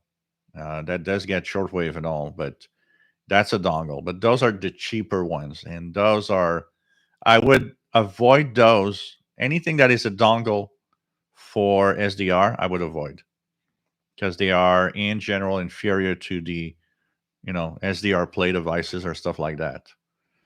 There's the SDR Play RSPDX, RSP1A. They are nice devices. The RSP1A is a great introduction SDR, not too complicated to, it's easy to set up at least. Then you have to learn the software a little. And like here I'm using the AirSpy HF Plus Discovery for shortwave. It's as good as the RSP DX that I have. Where it might shine for some is apparently on the low frequency range, like medium wave or long wave. Apparently, it could be better, but then again, the RSP DX that I have, you have high dynamic range mode for the lower frequency ranges. So And it's tough here to test that because of my noise and limited antennas for low frequencies.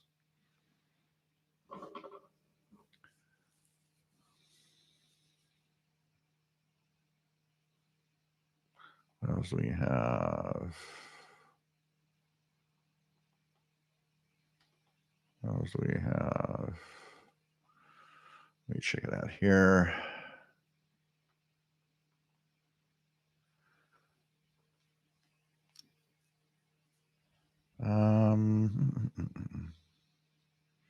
Then Faros confirmed French language 5960 S2 on the FRG7 with the U-loop. So sounds pretty good.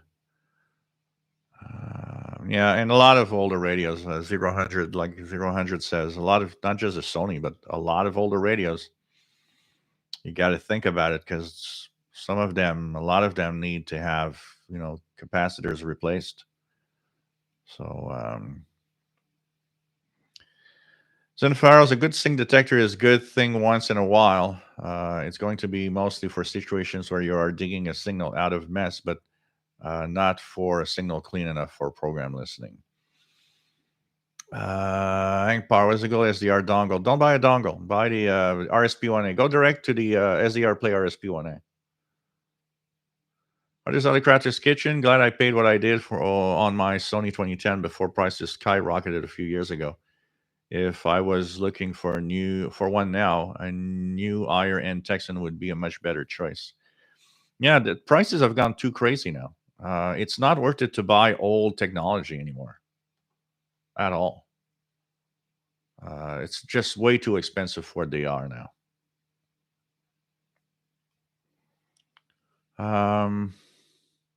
Sunfaros, I can compare the Drake R8 to the FRG7. The Drake has a good sync detector. It has good. It's a good thing, but the FRG7 is also a good thing, even without the sync. Lots of ways for a receiver to be good. Yep, absolutely. John Beckham says, yes, Radio Spain 9690 booming into Northeast Florida this afternoon. Cool. Midlife Crisis, Kenwood R1000 and ICOM R72. Cool. Nice radios. What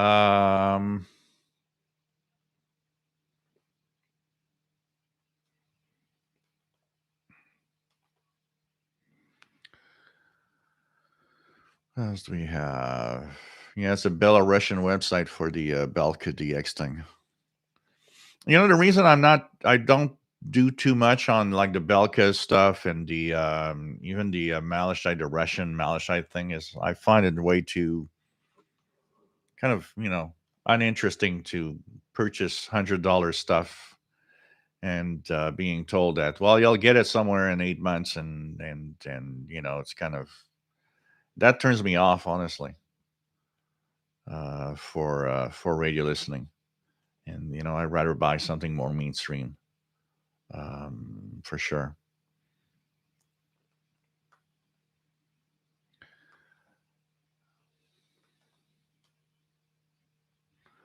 Robert Prosper might buy something like a Texan 330, but otherwise I want a self-contained SDR with an 11-inch screen.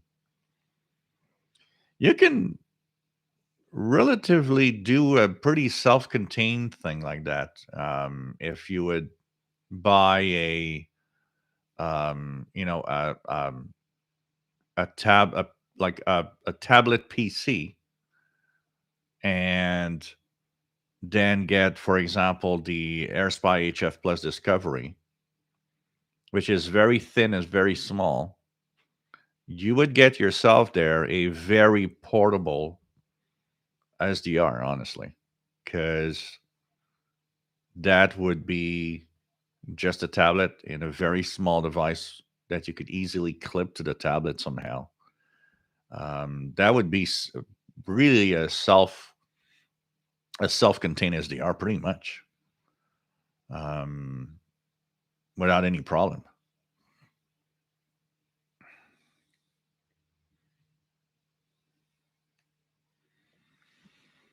Matt says SDRs are great for finding unexpected signals. When that video game commissioned a number station broadcast last year, I never would have known if I hadn't seen the signal on the waterfall. Yeah. That is a definite advantage. I so many things I've heard I would not have received at all, not having an SDR to show me. You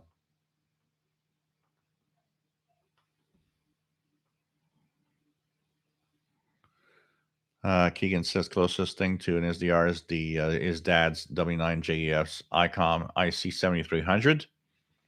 They are SDRs. Honestly, the 7300, even the ICOM ICR 600 receiver, it's a PC with a software defined radio, but they just added a panel with knobs. But these are SDRs. Chastang, nice to have you on board from Louisville, Kentucky.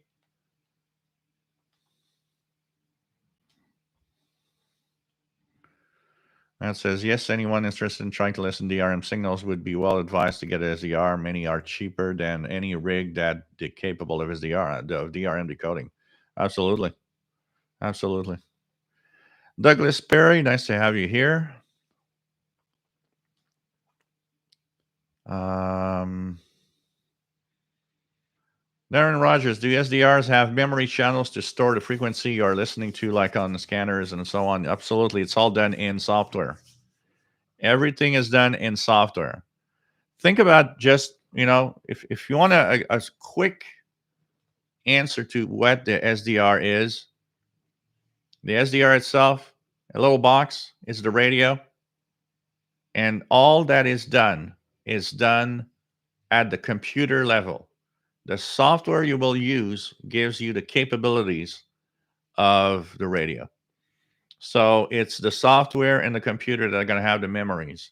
It's the software that will have all the processing, the audio processing, the audio stuff, the buttons to change modes, and so on. The SDR itself doesn't do anything else than being a radio that's controlled by a computer. Yes, there are different qualities of that box or that dongle or whatever, but just as a simplest thing, it's a little dongle or a little box. That's the radio. That doesn't do anything else than receive and send some digital information to a computer of what's out there. The computer, the software you use does everything, and controls that radio. So the SDR does not have memory channels. The software you use to control it has memory channels. It's the program that's used to control it that has all of the abilities and all of the functionalities of the radio that's controlled. That's all.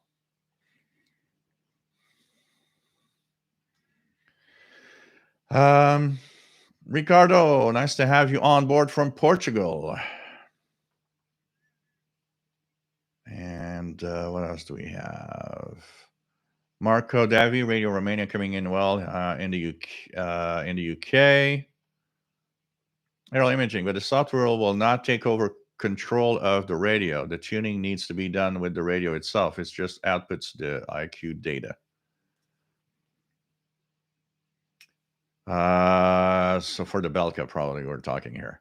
John Beckham, 9420, Radio Greece, coming in loud and clear on this Suidon R108 this afternoon. Cool. Dave really enjoys Radio Romania, one of the better remaining internationals. Yes, it's a great, absolutely. Dave, Radio Turkey, nice, strong, 5980.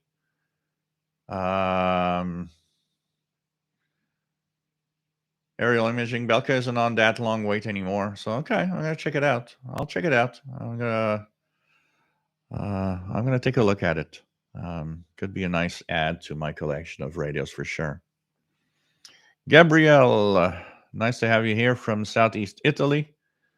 No use SDR, DMR, radio is my Kenwood TS140, dipole propagation.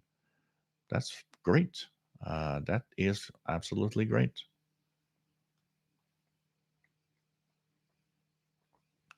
WR says, yeah, Belka webpage doesn't look as pathetic as the Malachite. I'm going to check it out.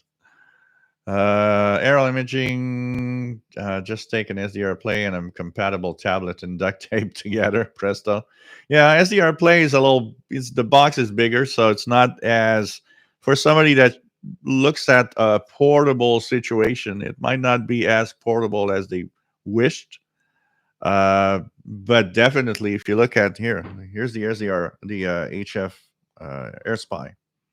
Look at the Air Spy. The Air Spy is this little blocks. This little black box right here I have in my hand is very thin. This would definitely, with a tablet PC, be a self-contained SDR. Honestly.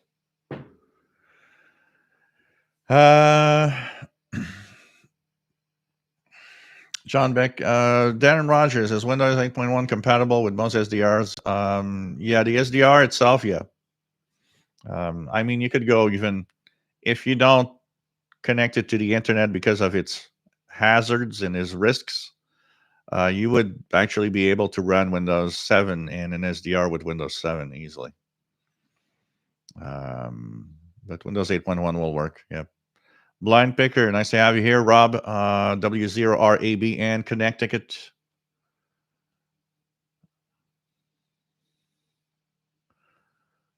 As I go down.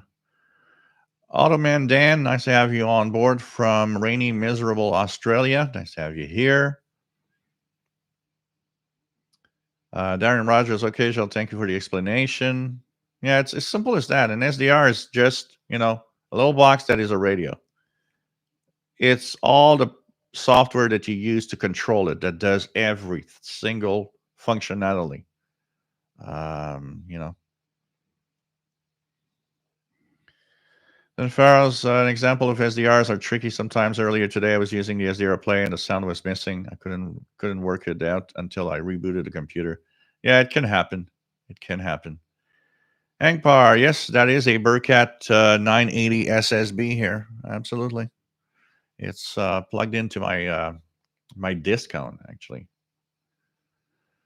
Prod Prosper, which tablets have ports for connection that to that AirSpy? Is this a USB? It's standard USB. All you need is a USB cable, and you're in business. The cable comes with the AirSpy HF Plus, by the way. I think. I'm pretty sure that the cable was already included with it. So Mike Jam, wondering if the official Shortwave Radio Club you once talked about was made any progress started.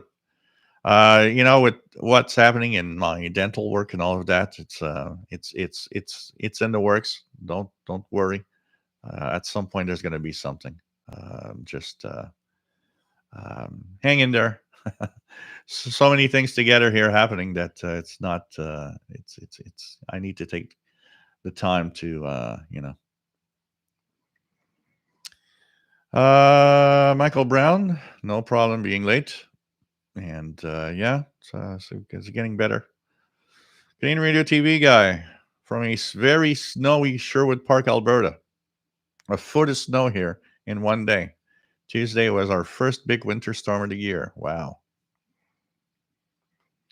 No, the SDR Play does not have a cable included, but if you go for the AirSpy HF Plus, I believe the USB cable is included with it, and it has chokes, because that will be the next thing. If you do get anybody that gets an SDR, having a USB cable with chokes on it is a must to remove the noise that could actually creep in from the computer to the radio. So it's very important. So Canadian Radio TV guy, you're in midwinter now. Here it's still, we had some snow this week. We had a couple of days with some snow flurries. No snow on the ground yet, though, but, it's getting there slowly.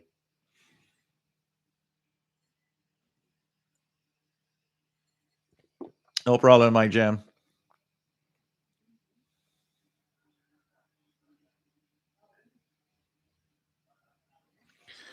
Robert Prosper, be happy or not in need of dental work in the U.S. and New York, it's like New York City. What's happening there? Too much problem? Here wasn't too bad.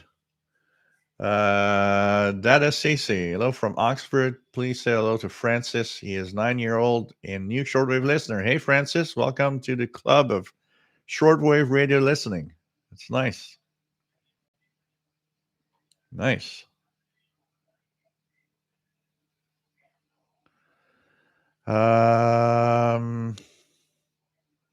Sky King active on 4724. That was one this week that made me laugh. He was called his call name was Gas Mask. And I was like, wow, that doesn't sound too that actually does not reassure me hearing Gas Mask giving EAM messages.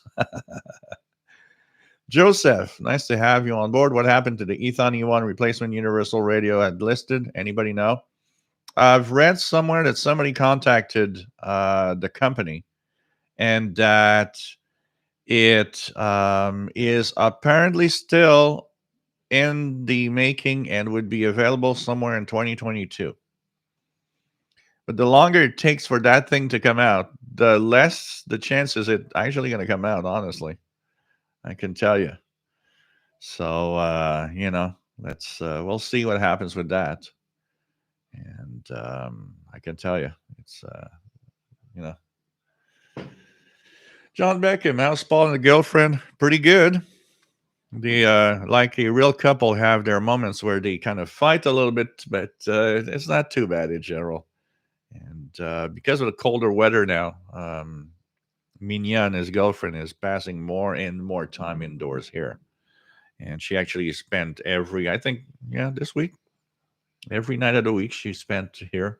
She kind of, it's funny because in the daytime she doesn't come a lot. She comes in to eat once, and I don't see her much. But in around 8, 9 p.m., she gets in and she'll hop on the couch.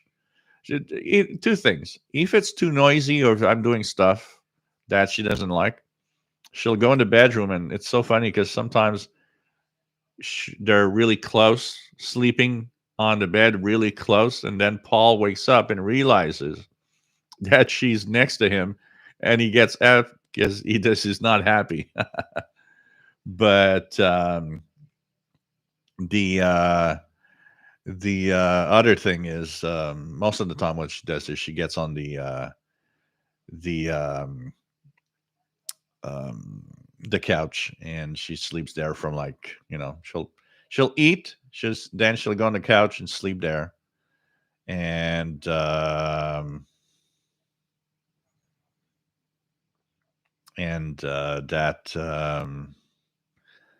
she'll kind of wake me up maybe at 6 a.m. or something like that.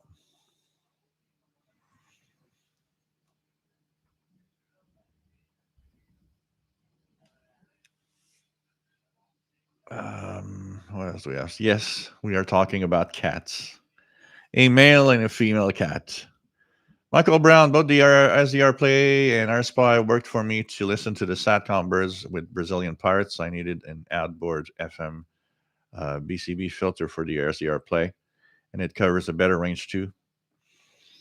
Yeah, the because the SDR Play has one advantage. The our SDR Play devices are wideband; they go up to 2 gigahertz, and that is a clear advantage over the AirSpy HF Plus. And if you are looking for a wideband receiver, because the AirSpy HF Plus is very limited in its coverage and has just a small VHF range.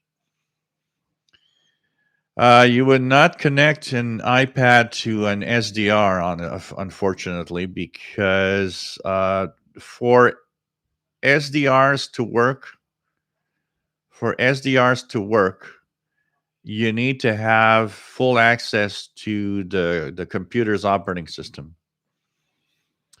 And what happens is that the iOS um, operating system for iPads and iPhones is closed down.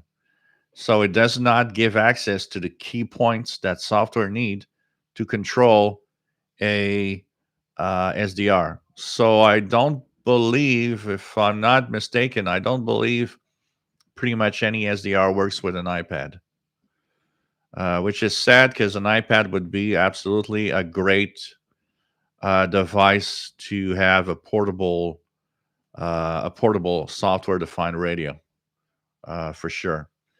Um, you can on Android, but it's limited because it has, SDR Touch. It's okay, not the best, and it only supports a certain type of SDR. Um, if you are looking for a portable, self-contained SDR with a big screen, you'll pretty much be stuck in buying or getting a tablet PC running Windows. It's will be your You'll have to do that. That's the only way you're going to get the real choice of software. And it's sad, but because we have people using different operating systems.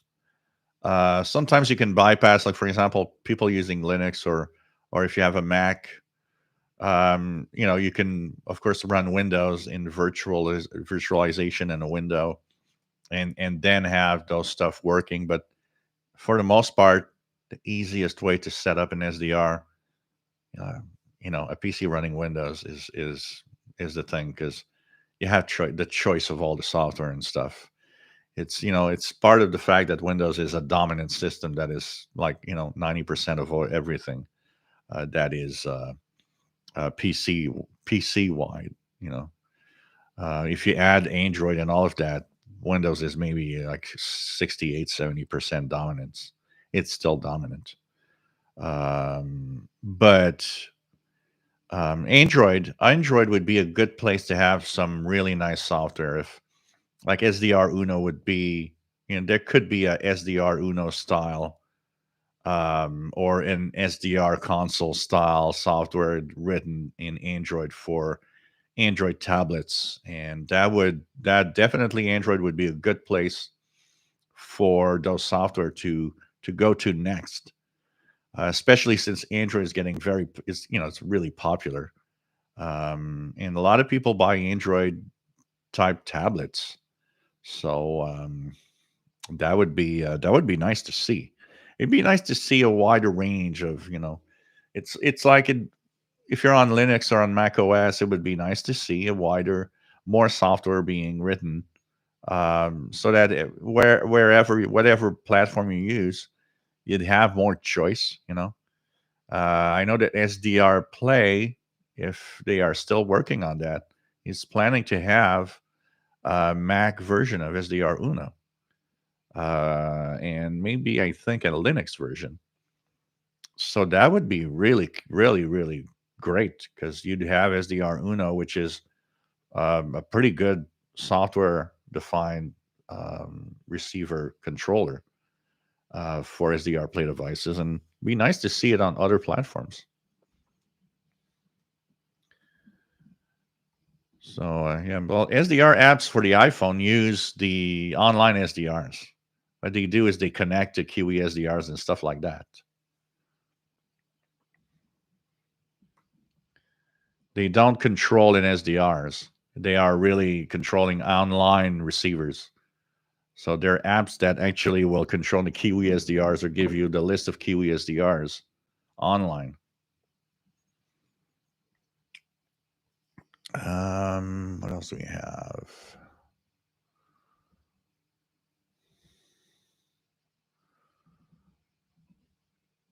Solitary radio listener, nice to have you on board from Southern Illinois, WA9211 SWL. Matt, MTK2 SDRs are so wide ranging and do so much for such little money, and that is true. Though you have to spend as much on an SDR as you can rig. They are really are making tabletop receivers obsolete. I'm not using my Icom ICRD 500 anymore. I kind of don't feel like it anymore since I have SDRs. Canadian Radio TV guy says, I find that when it gets colder outside, the LCD display on my Ethon Elite Field in the garage starts to fade in some areas. but in the spring, summer, as it gets warmer, it goes back to normal. Yeah, the temperature can affect display and can also affect LCDs. Um, Liquid crystal displays are very, very easy to get some fading or some it won't be as bright, or depending on what you use and how it was built. Temperature has an effect on the displays of the liquid crystal. Zenfaro's big old Kodar scanning again, 4800 to 4840.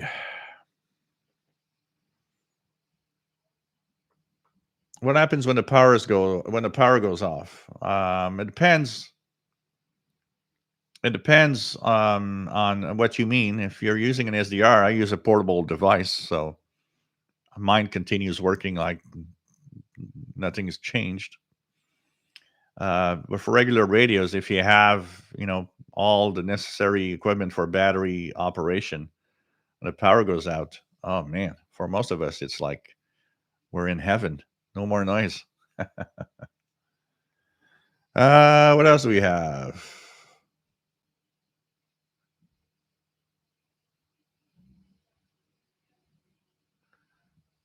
WR says SDR's touch for Android is quite good, but there is not driver for my SDR play. No, it doesn't work. Works only with the SDR, RTL SDR dongles. It's okay. I mean, it's not a bad software, the SDR touch, but it definitely lacks. If you have a small screen, it's very difficult to use because it's like too finicky. Maybe on a bigger tablet, like 10-inch tablet, SDR touch might actually be much more usable and easier to use. But there should be more choices, honestly.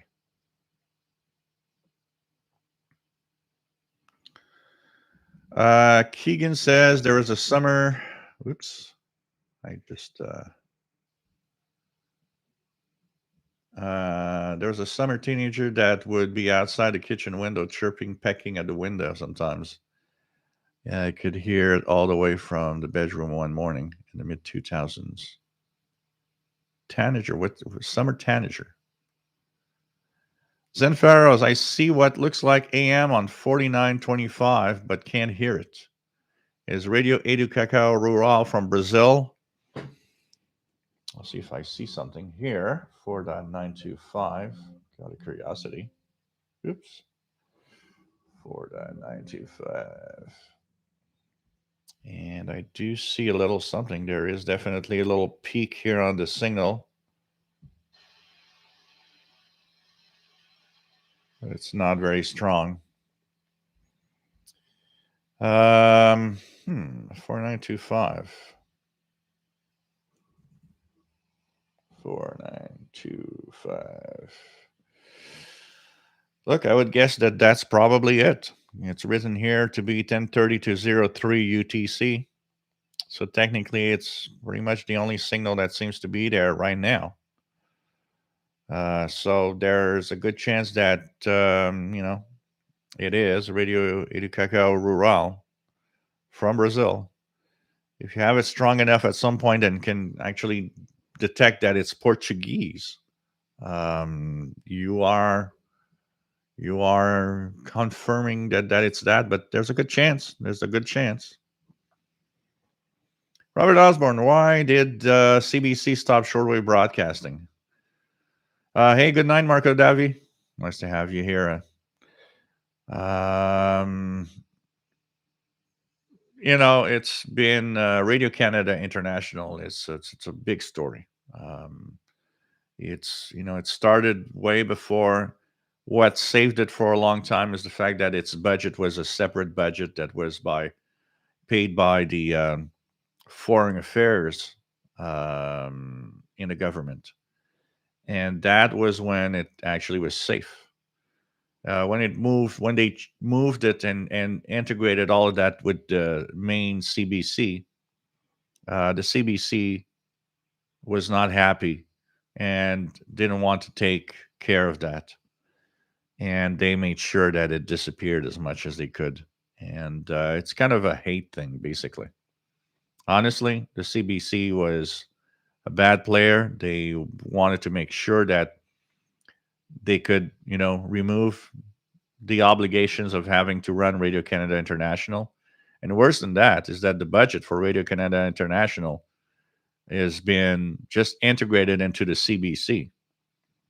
It was really an attitude of, I don't want you here, I want to take care of you, and you're just an annoying thing that we have to deal with.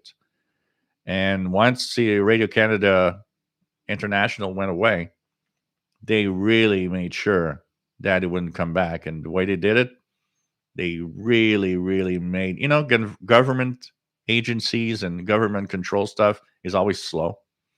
Funny how fast the demolition of the Sackville transmitter site went. They were scared that somehow the government would force them to put it back on the air. So by, removing Sackville, hey, we're not going to build a new transmitter, site. That's for sure.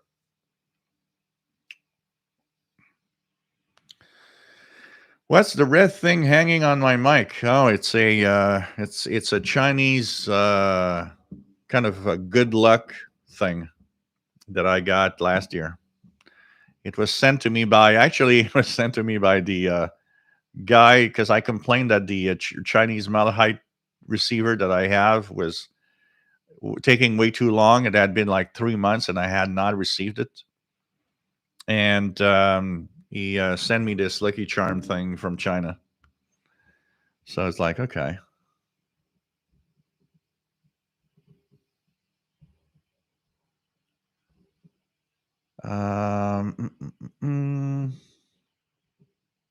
Hey, Mark Smith.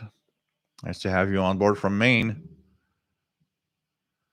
Jason V9JMC. When power goes out, his UPS batteries kick in. Cool. Gustavo Bernandez. Nice to have you on board. Hearing here, radio channel 292 on 9670. First time hearing that. Yep. Let's try it here. It comes in well sometimes. That's 670. Yeah, it's not very strong here, but it's there. It's there. And there's something on 9665.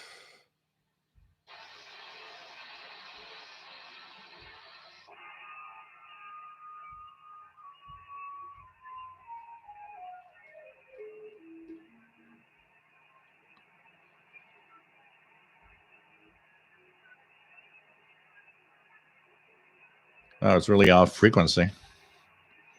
If you guys want to hear Brazil, a very decent signal from Brazil on 9.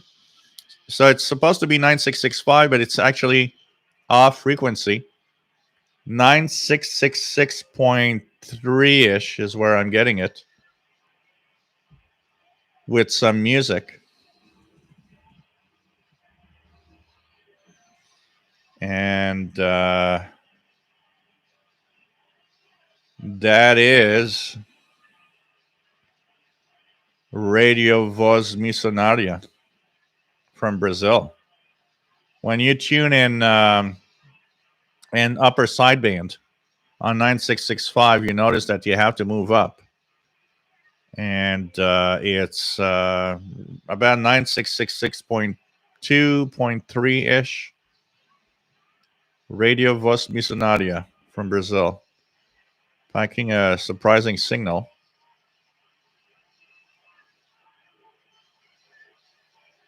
There seems to be something else in the mix also, maybe an Asian signal.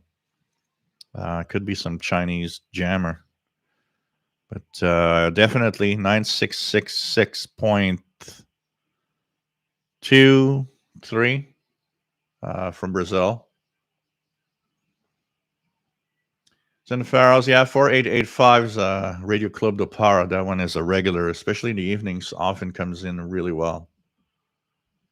Matt has the Cuban Lady strong on 17480. Let's check it out here. 17480. And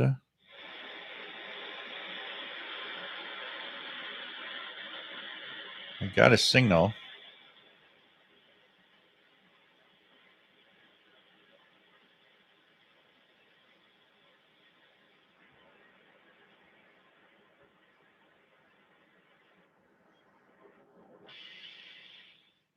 Got a signal on 17480.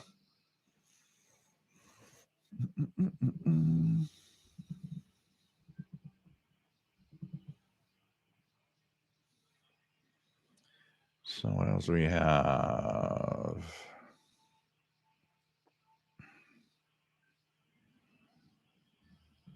What else we have? Pro 2000. The BBC shut down. The BBC is on shortwave. It's not shut down. The BBC World Service has a lot of frequencies, especially in Europe. You guys is really, really favored to have a lot um,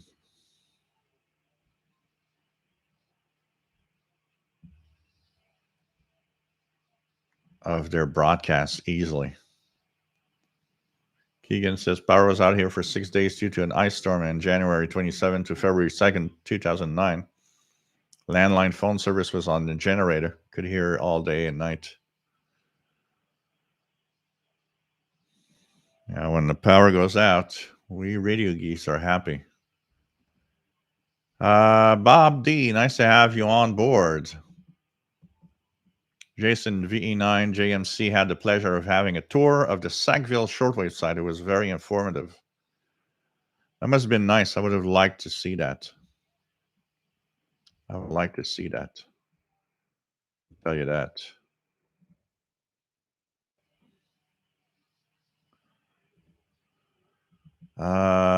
Matt MDK2's demolition of Sackville transmitter site was one of the more poignant parts of the specters of shortwave. Yep.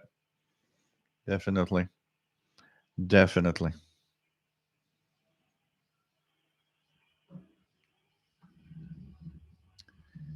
DJ Farlow, an ATM scan on the GP7 with a 4-meter wire antenna clipped onto the whip got 8 stations. With just the whip, a moment later, I got 16 stations. Do you think the antenna was overloading the radio? Not necessarily. There are several things that, first of all, if you would do an ETM scan, like, in a 5-minute bracket, you would do 2 or 3 ETM scans if possible. You would not get the same results all the time because of the fading of the signals, but it might indicate, in this case, not that is necessarily overloaded. It might indicate that that wire is noisier than just using the whip. So that 4-meter wire might just bring more noise than it actually brings signals from the stations. I would tend to think that that's more of what's happening than actually overloading of the radio, unless you live close or have some really strong station close. I would think that 4-meter wire probably has more noise, so the GP7 was not able to receive as many signals. Zen Faros confirms 9666 USB S1, but audible on the FRG7 unamplified loop north of New York City. Gary24 fan, nice to have you on board. Turok Tim, Citroens in Quebec. Oof, I haven't seen pretty much one of those in ages. What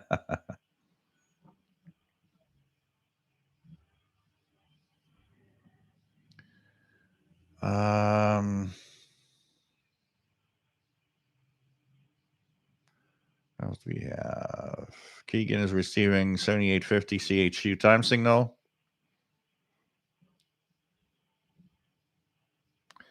Matt says it was a great highlight of my radio geekdom to tour WWV on the event of its 100th anniversary. That must be nice and impressive. Absolutely. Canadian Radio TV guy, did you get any good shortwave during the 1998 ice storm when the power was knocked out? Not really, because I was too busy trying to. It was one of those times where I think most radio and ham operators, unless you were at like ham operators on the emergency things, we were just too busy taking care of whatever was happening, because that thing was so intense that every every 5 minutes there was something to do or something happening, and it got us so distracted into something else. I had to help my mother that didn't have power. I had, oh man, so much was happening in that moment that radio took a dive because in where I lived, I didn't have electricity for, I was lucky, um, 12 hours. That was the most.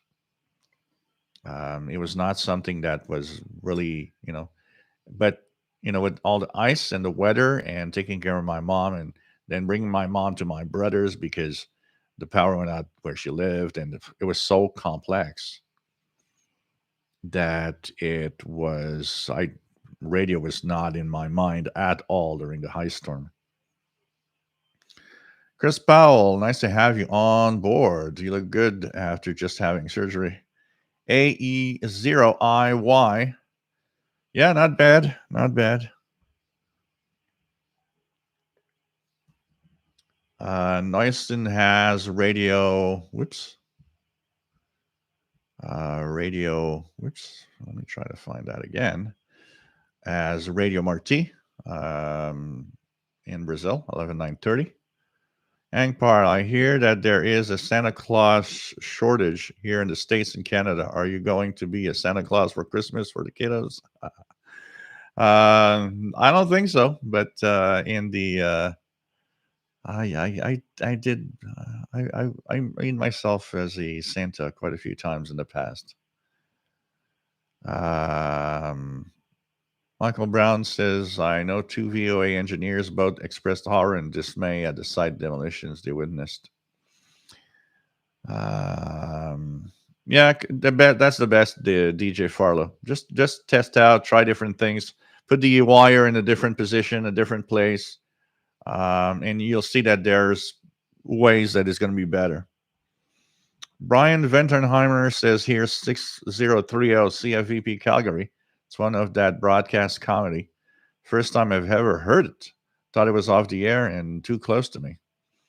No, it's back on the air since earlier this year, something like that.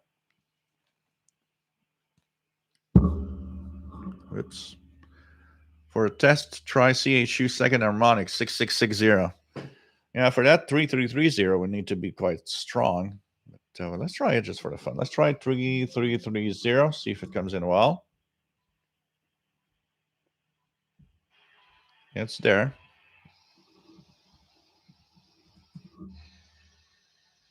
Nope, nothing there.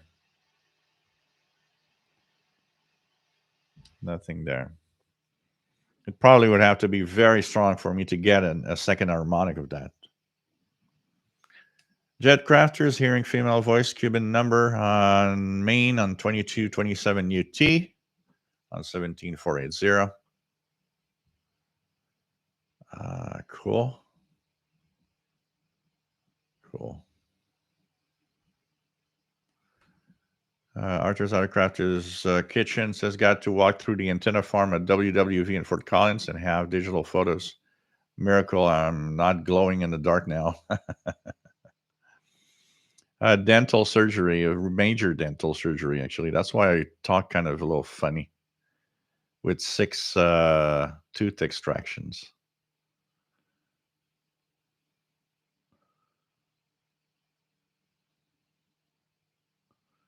That must be local to you, Zen Pharos, because let me check 5950. That's WRMI.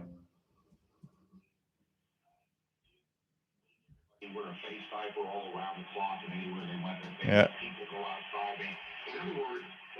That's WRMI, but what you might be hearing on 5950s and Pharos is that there is most WRMI frequencies are jammed by Cuba. You might be hearing Cuban jamming rather than WRMI on 5950 because I'm getting WRMI very, very clear here on 5950. Sheldon, yes, I have started using the spreadsheets. Absolutely. I've printed out several copies actually, and playing around with that. So I'm setting one. One is like the main one that I'm actually using and putting everything I listen to, so I'll be able to check out what country and what station or whatever. I'll know what country or what state, or depending on what I'm listening to, I got. But I've printed several copies of each for different purposes of things that I listen to, and like for a month or for a day or for so on, or for a year, what I heard this year. And I'll put dates on them. But thank you so much. They are very useful, and I have used them absolutely. John Beckham says chances are that one would receive more shortwave stations if one always tries moving their wire antenna in various directions. Indeed. Canadian Radio TV guy, remember the winter of 2018 when I got all four of my wisdom teeth extracted at once? My face was swollen. I looked like a little chipmunk. Yeah, I put a lot of ice on the first evening, so it actually made the swelling, kind of controlled the swelling. It's a little bit swollen here on each side, but not too bad actually. The first 48 hours were really, really the worst. First 48 hours was like crazy, but it's going well. Thomas Olson, nice to have you on board. And pretty cool to have you here. Zen Pharaohs, I get the signal too once I turn on the noise blanker. But yes, it could be cumin jamming since it isn't any of the usual QRM suspects here. Jamming would make sense. And look for signs of fading. The jamming might actually fade in and out like a shortwave signal, so the jamming is not always at the same level. Local interference. Sometimes people ask me, how would I know if interference would be local or would be, something that a jam or whatever, over the horizon radar?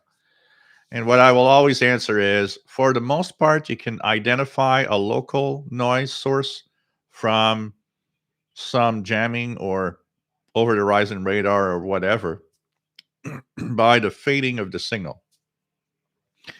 When you get something over shortwave, and whether it's jammer, noise, or whatever, it will follow the rules of everything else. If there's fading of the signals, there will be fading of the noise source, and it's going to go, lower, higher. It will just follow the rules of shortwave fading over time. If it's a local noise source, most of them, for the most part, what you'll get is, the noise is going to be S6, for example, or it's going to be a certain level, and it will not budge. If you leave the radio there, it's going to stay at the same level. Never will it vary, be stronger or weaker. And also, what you could do is try at different times. I hear it at 3 in the afternoon, but I don't hear it at 5. Now, it still could be local. It could be something that's just temporary. So the fading is something to look for, but it also can indicate that it might have been some shortwave signal, because maybe propagation isn't good now on that signal, so you don't hear it anymore. So there's a few things like that you often check that try to make the difference on what's local or not.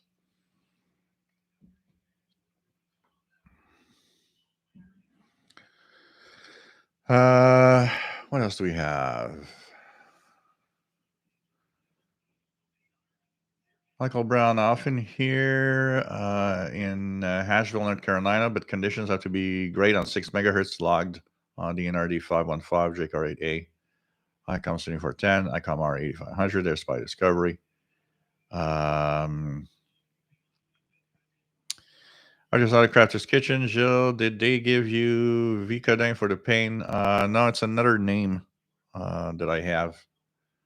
But dang, it kind of it I took one. So on the evening, I took one before going to bed. Dang, that thing made me sleep, and man, woke up 10. I got to bed in like midnight, and I woke up. It was like 10 a.m. And I was like, whoa, okay, what happened? I can imagine Paul the cat thinking I was dead in the bed or something.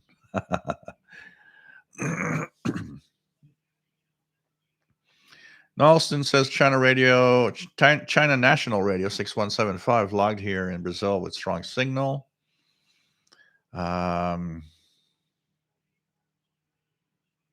Pharaoh's wisdom teeth are weird. I have one in the bone in the middle of my face, and that they know about, but will just leave there. Yeah, sometimes there's things that they just don't want to touch. 45 units just got done stuffing my face with some local Cuban food while Radio Marti is playing in Florida. No cigars to smoke after. Oh, God.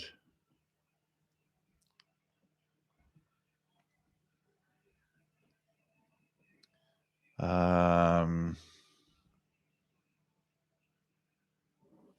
Gina says, here, old pioneer of CB radio. Never forgot you, man. I love your show. Thank you very much, Gina. Sunfarrows, yeah, on the SDR, I can see there's some fading, so I think you're right about probably jamming. DJW883, what for weather station is on 10051 upper sideband from Canada, I believe. Yeah, it's Gander Radio from Gander, Newfoundland, Canada. And they are there at the 20th and 50th minute for 10 minutes. So, for example, now it's 22:38. Well, at 22:50 UTC, you'll start hearing it again. And the frequencies that they are on, if you want to try the different frequencies, sometimes it's fun for propagation purposes or just for the fun of what are the frequencies I hear or not. 3485, 6604, 10051, and 13270 upper sideband. And that's a great way to check out propagation from your area to Canada, for example, or eastern part of Canada because it's Newfoundland. Is there such a thing as like a signal delay? Like if a signal is sent and it is not received till a week later? Nope. That can be. Signals have a go at the speed of light, pretty much. It's speed of light in space, but we calculate that it's speed of light anyways. So when a signal is sent, it's sent and it's there and it will do and travel to whatever distance. The only delay you could have, like hear a signal a week later, is if you would be in space far enough that signal takes a week to arrive to that region. So an example, the Voyager spacecrafts that are out of the solar system now, it takes hours for the signals to arrive from those spacecraft to Earth because of the distance. Same thing, if you would send a signal from the sun, it would take 8 minutes for it to arrive to Earth because of distance.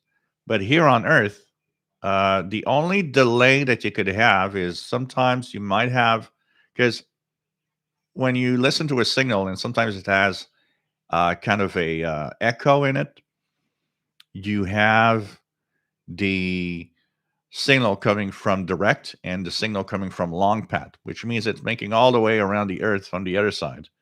Now, that distance isn't the same. You'll see that there's a slight echo because there's a slight delay because of the distance. But you won't have a shortwave signal broadcast and be heard a week later on Earth. That's for sure. Chess Tank, I'm having signal problems with phone tonight. Finding raccoons in the attic also. Thanks for having us over. Take care, Chess. Zen Pharaohs, the noise extends all the way from 5900 to 6950, but peaks at 5950. Now, that's a very wideband thing, though.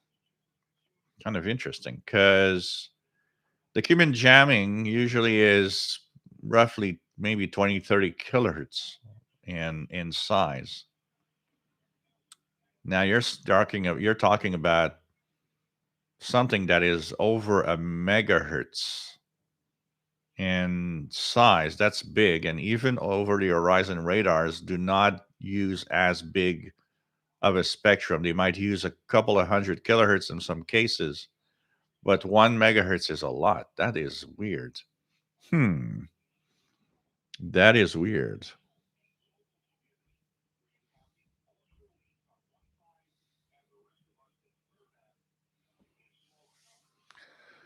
Um, MDK2 launched Dig TRX, the app HM01 uses for the first time in ages, and it worked perfectly, which is almost never does. Got all 6 messages downloaded. Now we know to who that message was meant. Dan, nice to have you on board from Ohio, N8WJZ.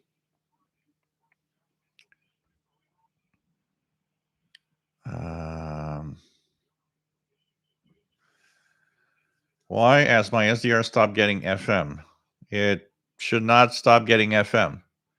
Remember that if you put the offset for shortwave, you have to remove the offset to go back to listening to VHF signals.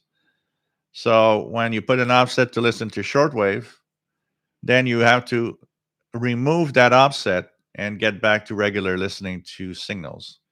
And remember that FM radio is in wide band FM, not narrow band FM. Archers, other crafters heard Shannon vomit this morning with excellent signal.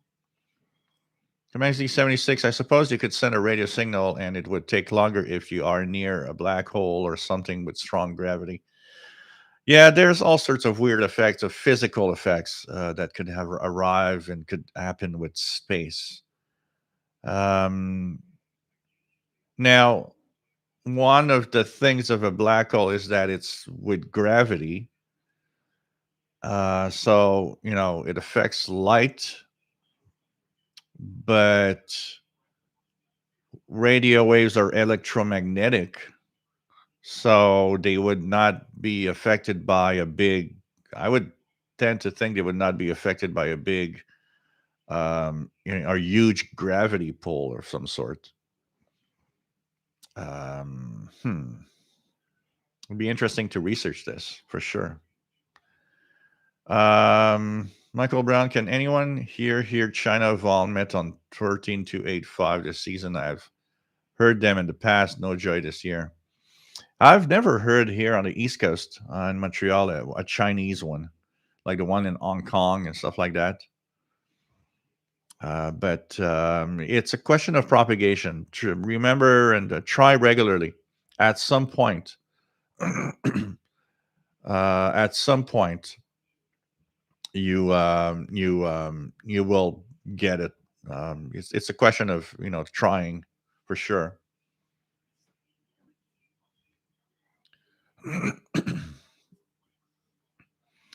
Doug Smith wondering what frequencies are the weather bulletin stations now on SSB. So of course there's the one for Gander that I gave the frequency.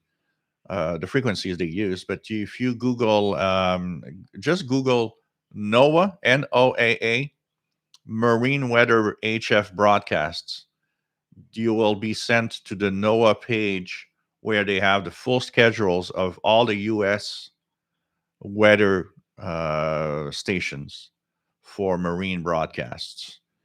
And not counting, if you look at the ibispace.de list of schedules, you'll notice that there's a lot, almost all of them are actually in the listing for time. If you look through the time list, you'll see that they give that list gives all the different countries that have the marine broadcasts.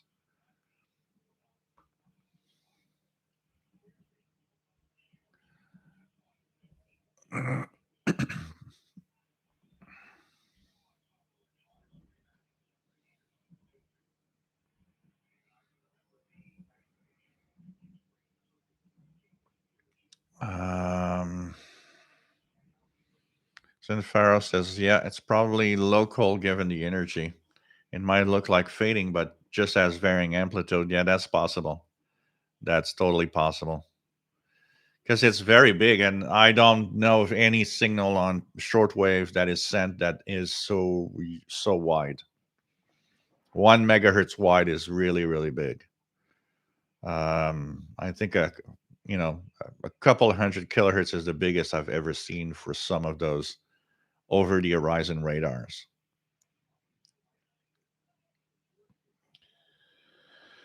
Um, what else do we have? Matt says that's right. Still waiting for my secret decoding ring from Ovaltine, and then I'll bring the country to its knees.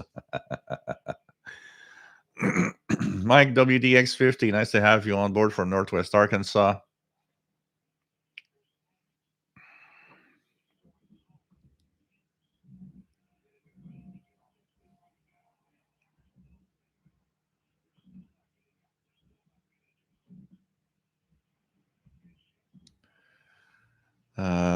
Appleby, nice to have you here. FWTX Bivo, what is your favorite military station? Well, there's a lot of military stuff on the shortwave bands. I like to tune in and search for those Mars nets for the Air Force, which is a military auxiliary radio system. Of course, anybody that wants to dabble in even though we have no idea what they're transmitting, listening to those EAMs, the emergency action messages on the different global HF global command frequencies is always fun. So there's a lot of stuff, and it's a question of tuning around and finding them. But there's a lot of interesting stuff. But I'm kind of like the Mars nets. One that I had found a lot of fun once and was really cool. The Mars net was going on, and they were actually experimenting, uh, sending messages to each other in different digital formats. And they would change the digital mode. And with FLDG, I was following in. They'd used MFK32, they used Olivia 16500, and all sorts of other modes that I couldn't, I wasn't quick enough to find what it was. They obviously knew which mode they were shifting all the time, but they were not mentioning it over the air. So I had, it was more of a guess. I had to guess. It's like, well, that sounds like MFK32. Let's try it. That sounds like Olivia. Let's try it. But many of them I didn't know, and it was fun because you could, like, I would switch to the mouse. And it's like, oh, look at that! This is cool. They're sending themselves, digital messages, which is really nice. I had a lot of fun with that. Um,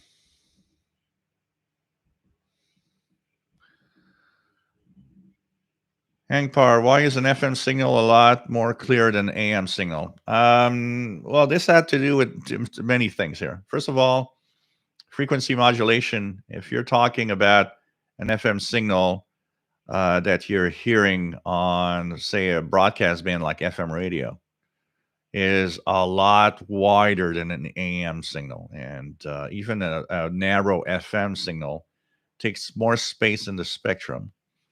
The type of reception for a frequency modulated signal tends to remove part of the noisy, the noise around it. So when they're strong enough, in general, they're pretty clear, but it mostly has to do with the bandwidth. An FM signal, usually even a narrow FM signal, is wider in bandwidth, has more, so it has more space for the frequencies of the human voice, for example. Wideband FM is used in FM broadcasting because we're listening to music. So we need to have a wider signal for all the frequency range of the audio needed for musical instruments that will be much wider in range. Um, an AM signal tends to be um, noisier also because often we use AM on frequency ranges that are noisier by definition. An example, often people will say, well, AM's noisy, FM's not. Yeah, because you're comparing an VHF frequency range with an AM signal that most people will listen to on the medium wave band, which is so much more sensitive to noise. But it's not always true that an FM signal is clearer. And that is why, for example, the airband, the VHF airband, the planes are in AM.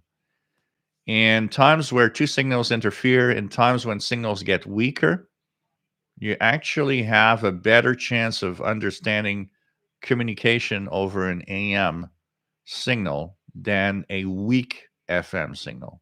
It might be more distorted on a weak FM signal. So it all depends on what you want to do. But um, a lot of the impression of having less noise on FM is mostly because it's a wider bandwidth, more frequencies, seems clearer, seems better, and some types of interference are kind of avoided on FM. There are types of interference that do not affect an FM signal because of the way that it's received at the receiver.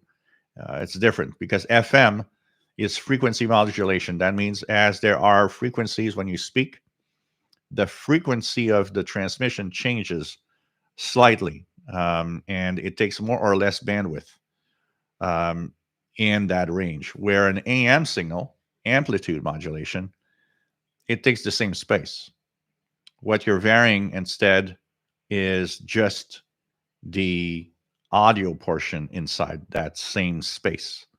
The FM shifts the frequencies depending on what frequency you're going to send as an audio.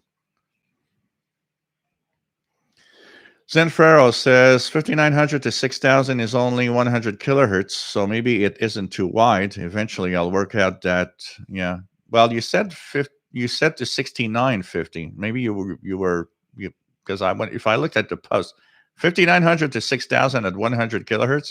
That could be over the horizon radar. That's not impossible. The Cuban jamming is usually 20 to 30 kilohertz wide. But earlier you said 5900 to 6950. Now that's 1 megahertz. It's not 100 kilohertz.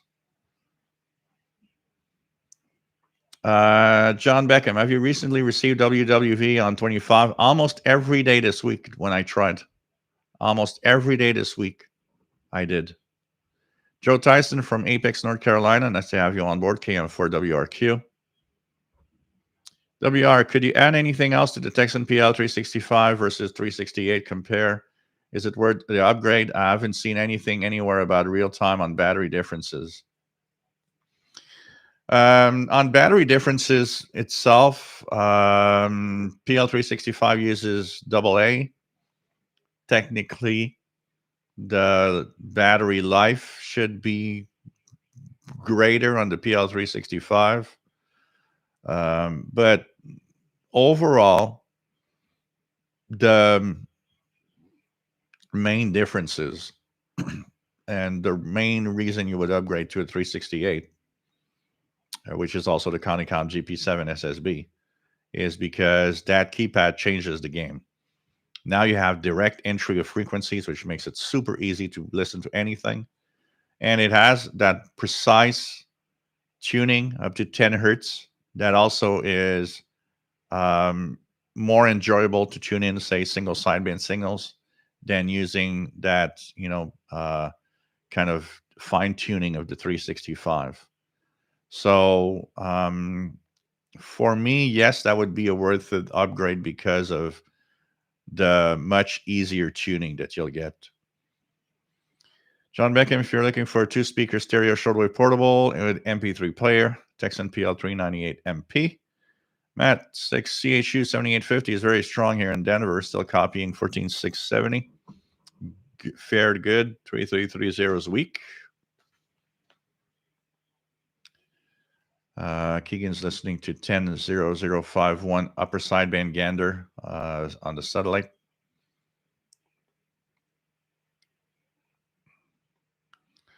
But by default, often frequency modulation is more immune to noise, to certain types of noise than amplitude modulation.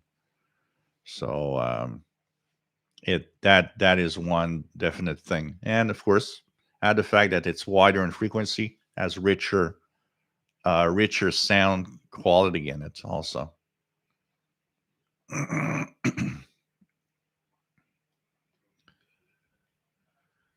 Zenferos, one of the big things is the fading directly affects the amplitude, which is a signal in AM signal, but it doesn't affect frequencies so much, which is why FM is affected so much. Well, no, that's not true, John Beckham. Be careful here. FM and AM at the base is simply a mode of transmission. It's a way of sending information. One is frequency modulated, the other one is AM modulated, amplitude modulated. Both are via the ionosphere if you want. You can have an FM signal on shortwave. There actually is the top part of the 10-meter band when it's active. It's FM signals broadcast over the ionosphere. So be careful because, yes, most of what we hear on FM mode is line of sight simply because of the frequencies we listen to them in general. But FM is not line of sight automatically. The 6-meter band, when it's open on 50 megahertz, and there's some people on the FM side of the 6-meter band, you can propagate an FM over the ionosphere. And like I said, 10-meter band is an example. Another example, those studio to link transmitters on 25 megahertz, when propagation works, it's an FM signal transmitted over the ionosphere. So don't mix, because a lot of people actually do that, mixing AM and FM as if they are separate frequency ranges that do different things. It's not the way it works. It's two different modes of transmissions. They can be used anywhere. So on VHF airband, that's a line of sight AM signal. Okay. FM on a 10-meter band, that's a ionospheric, propagation of an FM signal. It's just a mode. It doesn't have a characteristic of being line of sight or not. We were born with the wrong wording of our bands here in North America. A lot of places in Europe actually treat AM band as medium wave. The proper wording, it's a medium wave band.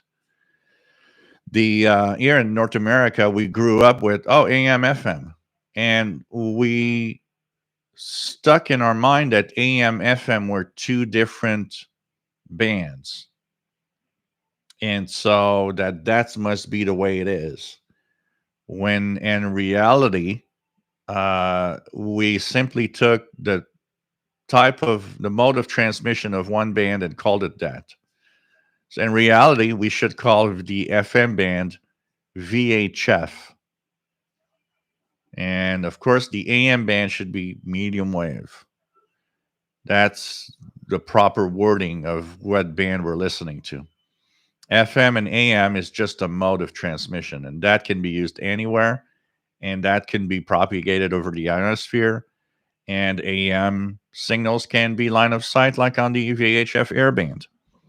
So it's something that's easy to miss because of sometimes the way we look at how we were brought up with AM, FM radio, and all of that. Artist Out of Crafter's Kitchen says that static and noise first thing this morning turned out to be loose coax going into the MLA30 bias T. Would buyer periodically check connectors before assuming its conditions. Yeah, that absolutely. Dave's got Ecaluate on 6507. I'm going to check it out if I hear it over here. 6507. And they're going to be a all year thing now.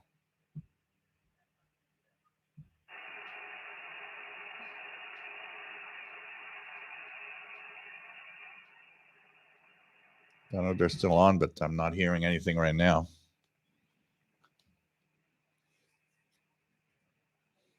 Okay, 5900 to 6900. That's 1 megahertz. That's 1000 kilohertz. So that's much more of a local noise probably that you have somehow.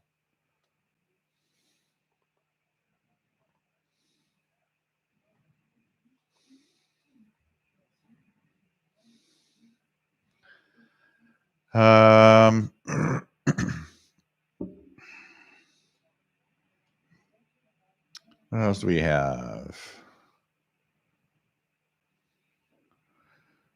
Yeah, As It Happens on the CBC. Yep, to Brookton. That's a good show. Mally 5995. Yeah, probably. Iron AORS SA7000. Is it a good receiving antenna? I don't know. What type of antenna is it? Dave, having trouble copying the 6925 pirate until I realized it was an AM, not an upper sideband. Singer Strider, take care, my friend. Stay safe. Nope, AM stereo never did get on. I remember they were advertising AM stereo so much. And not a lot of radios actually came out with AM stereo on them. Keegan had Texas, Illinois FM stations via Tropo and ESCIP propagation.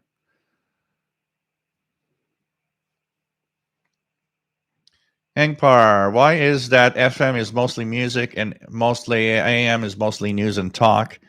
Well, it's simply for the bandwidth. So remember, your voice has a certain range. Human voice is kind of about, we're not talking about singing here, just talking, average talking. For the most part, the main information of human voice is from, 300 to 3000 kilohertz. So that takes space. You need 3000 kilohertz of space for the human voice. Add music. Now you've got people singing high pitched. You have instruments that go way up in the scale. You need a much wider range of space. You need a wider bandwidth. So often the reason for FM music and AM talk, because talk will fit well on the AM bandwidth, which is limited. Where FM, being wide FM, is very large. It can actually send out much more information, including more frequencies of sound. Remember that if you were sending out a signal that is 5 kilohertz wide, the audio frequencies that you send out take space in there, and they will take a certain amount of space, but you won't be able to have a high pitched, say an opera singer, because the frequency range there is 10, 12 kilohertz maybe at the highest peaks of the voice. And what's going to happen is that is a lot of information, doesn't fit in 5 kilohertz of a signal. On the FM band, I don't remember how wide these are, but they're really wide.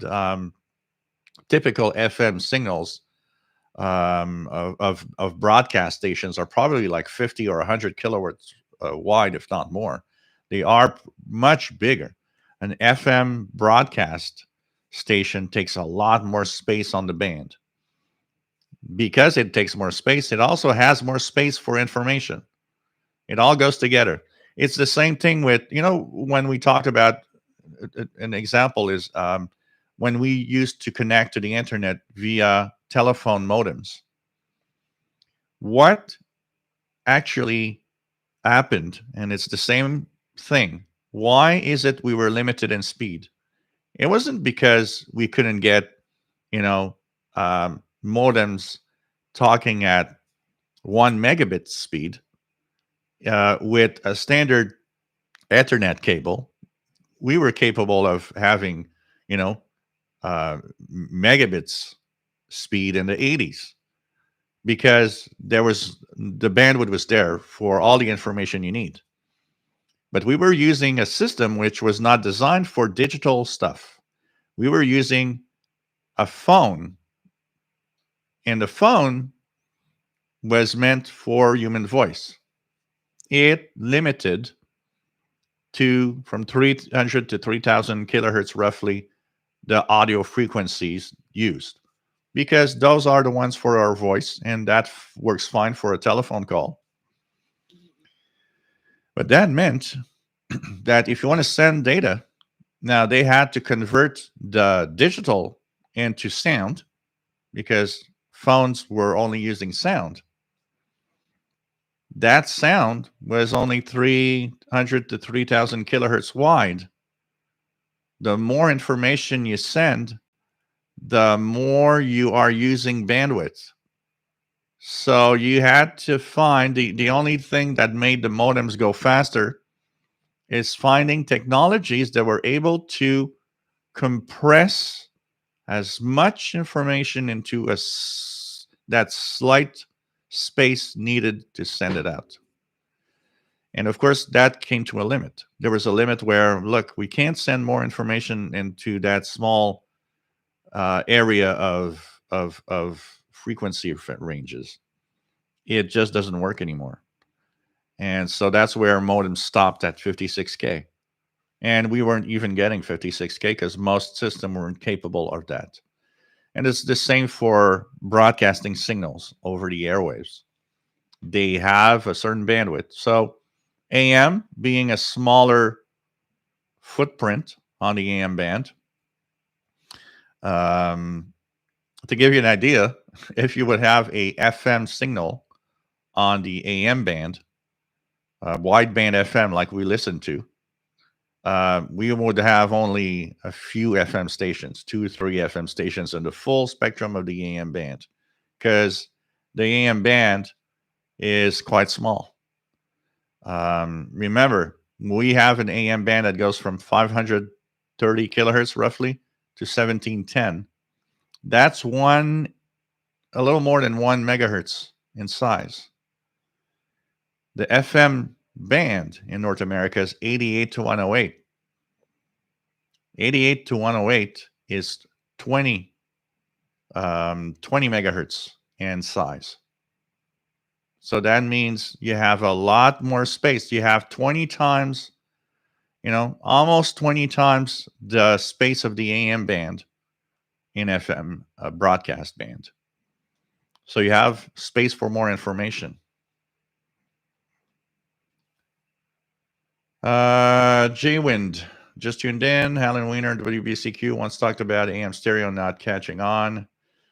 Understand that Australia, they do still use Sequam AM stereo. It could be wrong now. Yeah, I don't know. Zen Farrow says it shows correct. You could even do FM transmission for long wave, absolutely, or even very, very low. Because problem is it's wider and it would take too much space, and we don't use that in the lower bands.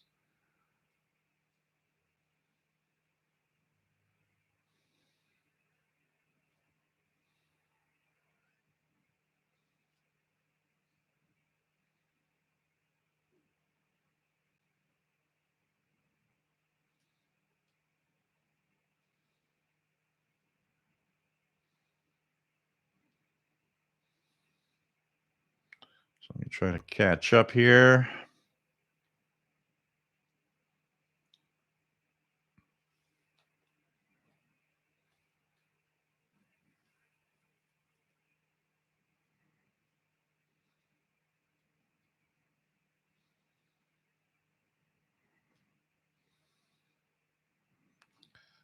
Hank Bar, if FM uses a wider band, why is it that FM has less interference? It's all in the way that the FM signal is done with frequency modulation. Certain types of interference tend to be kind of eliminated or doesn't interfere as much. Doesn't interfere as much with FM. It has all has to do with the way that the signal is decoded at the receiver. AM will tend to be noisier very often.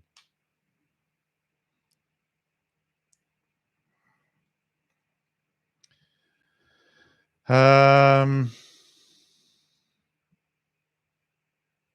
200 kilohertz wide, so that's 200 kilohertz. You see, it's a big space. An FM signal on the AM band that would be centered at 800 kilohertz. That means that signal would take from 700 to 900 kilohertz. 200 kilohertz wide. Imagine. So on the AM band, you would have what, 5, 6? You would squeeze in 5 stations pretty much because you can't really put them very close together. So you would be able to squeeze in only 5 stations on the AM band with a wide FM. So it's pretty crazy.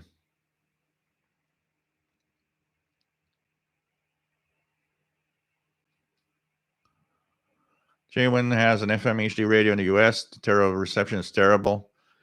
Here it's good, but it depends on how strong the signal is.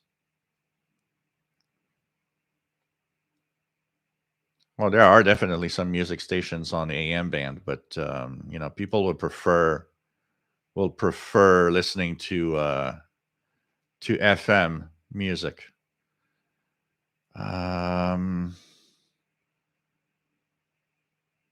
What else do we have?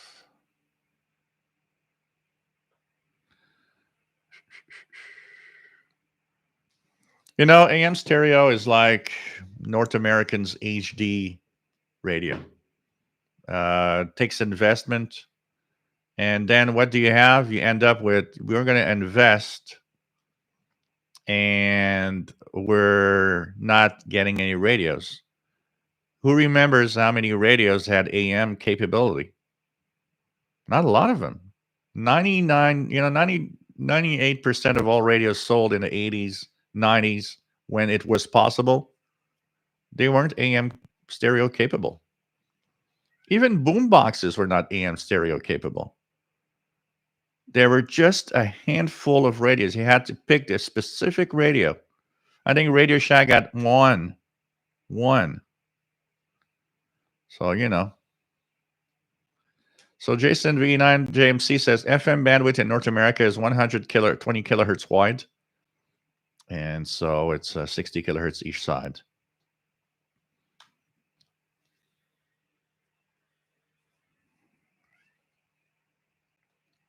What else do we have? No, it's great. Then these are great questions. A lot of people are probably asking the same thing. John Beckham, would it be a safe assumption to say that generally speaking, AM signals travel farther than FM signals do? Not necessarily. Not necessarily. In good conditions, you could probably have both signals traveling as far as each other. And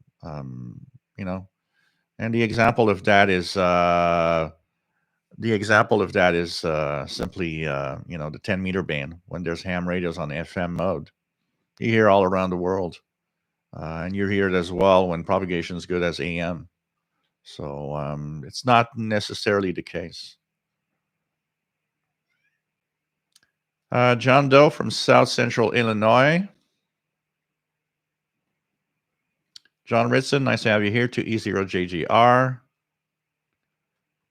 And what else do we have? Scott Belcher. So AM predated FM.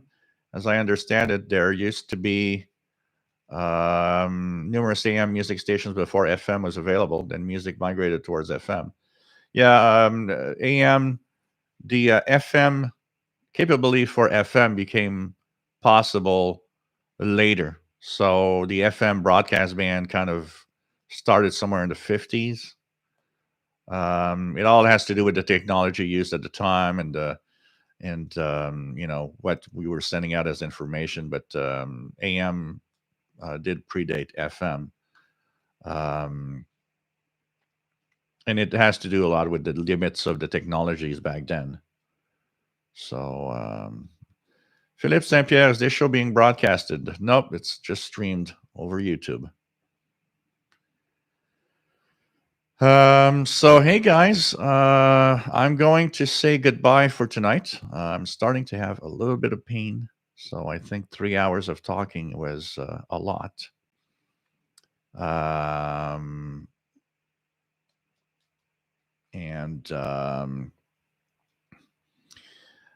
John Doe, the main reason AM is important and exists is because it takes a very small footprint. So you need a very small band to have, look at the AM band. It's a slightly more than 1 megahertz, just 1.2 megahertz.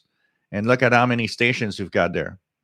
So AM is capable of having way more different broadcasts on a small part of the spectrum, where FM takes a lot more space. So I'll have less stations in a frequency range, and you'll need a wider frequency range to have more stations.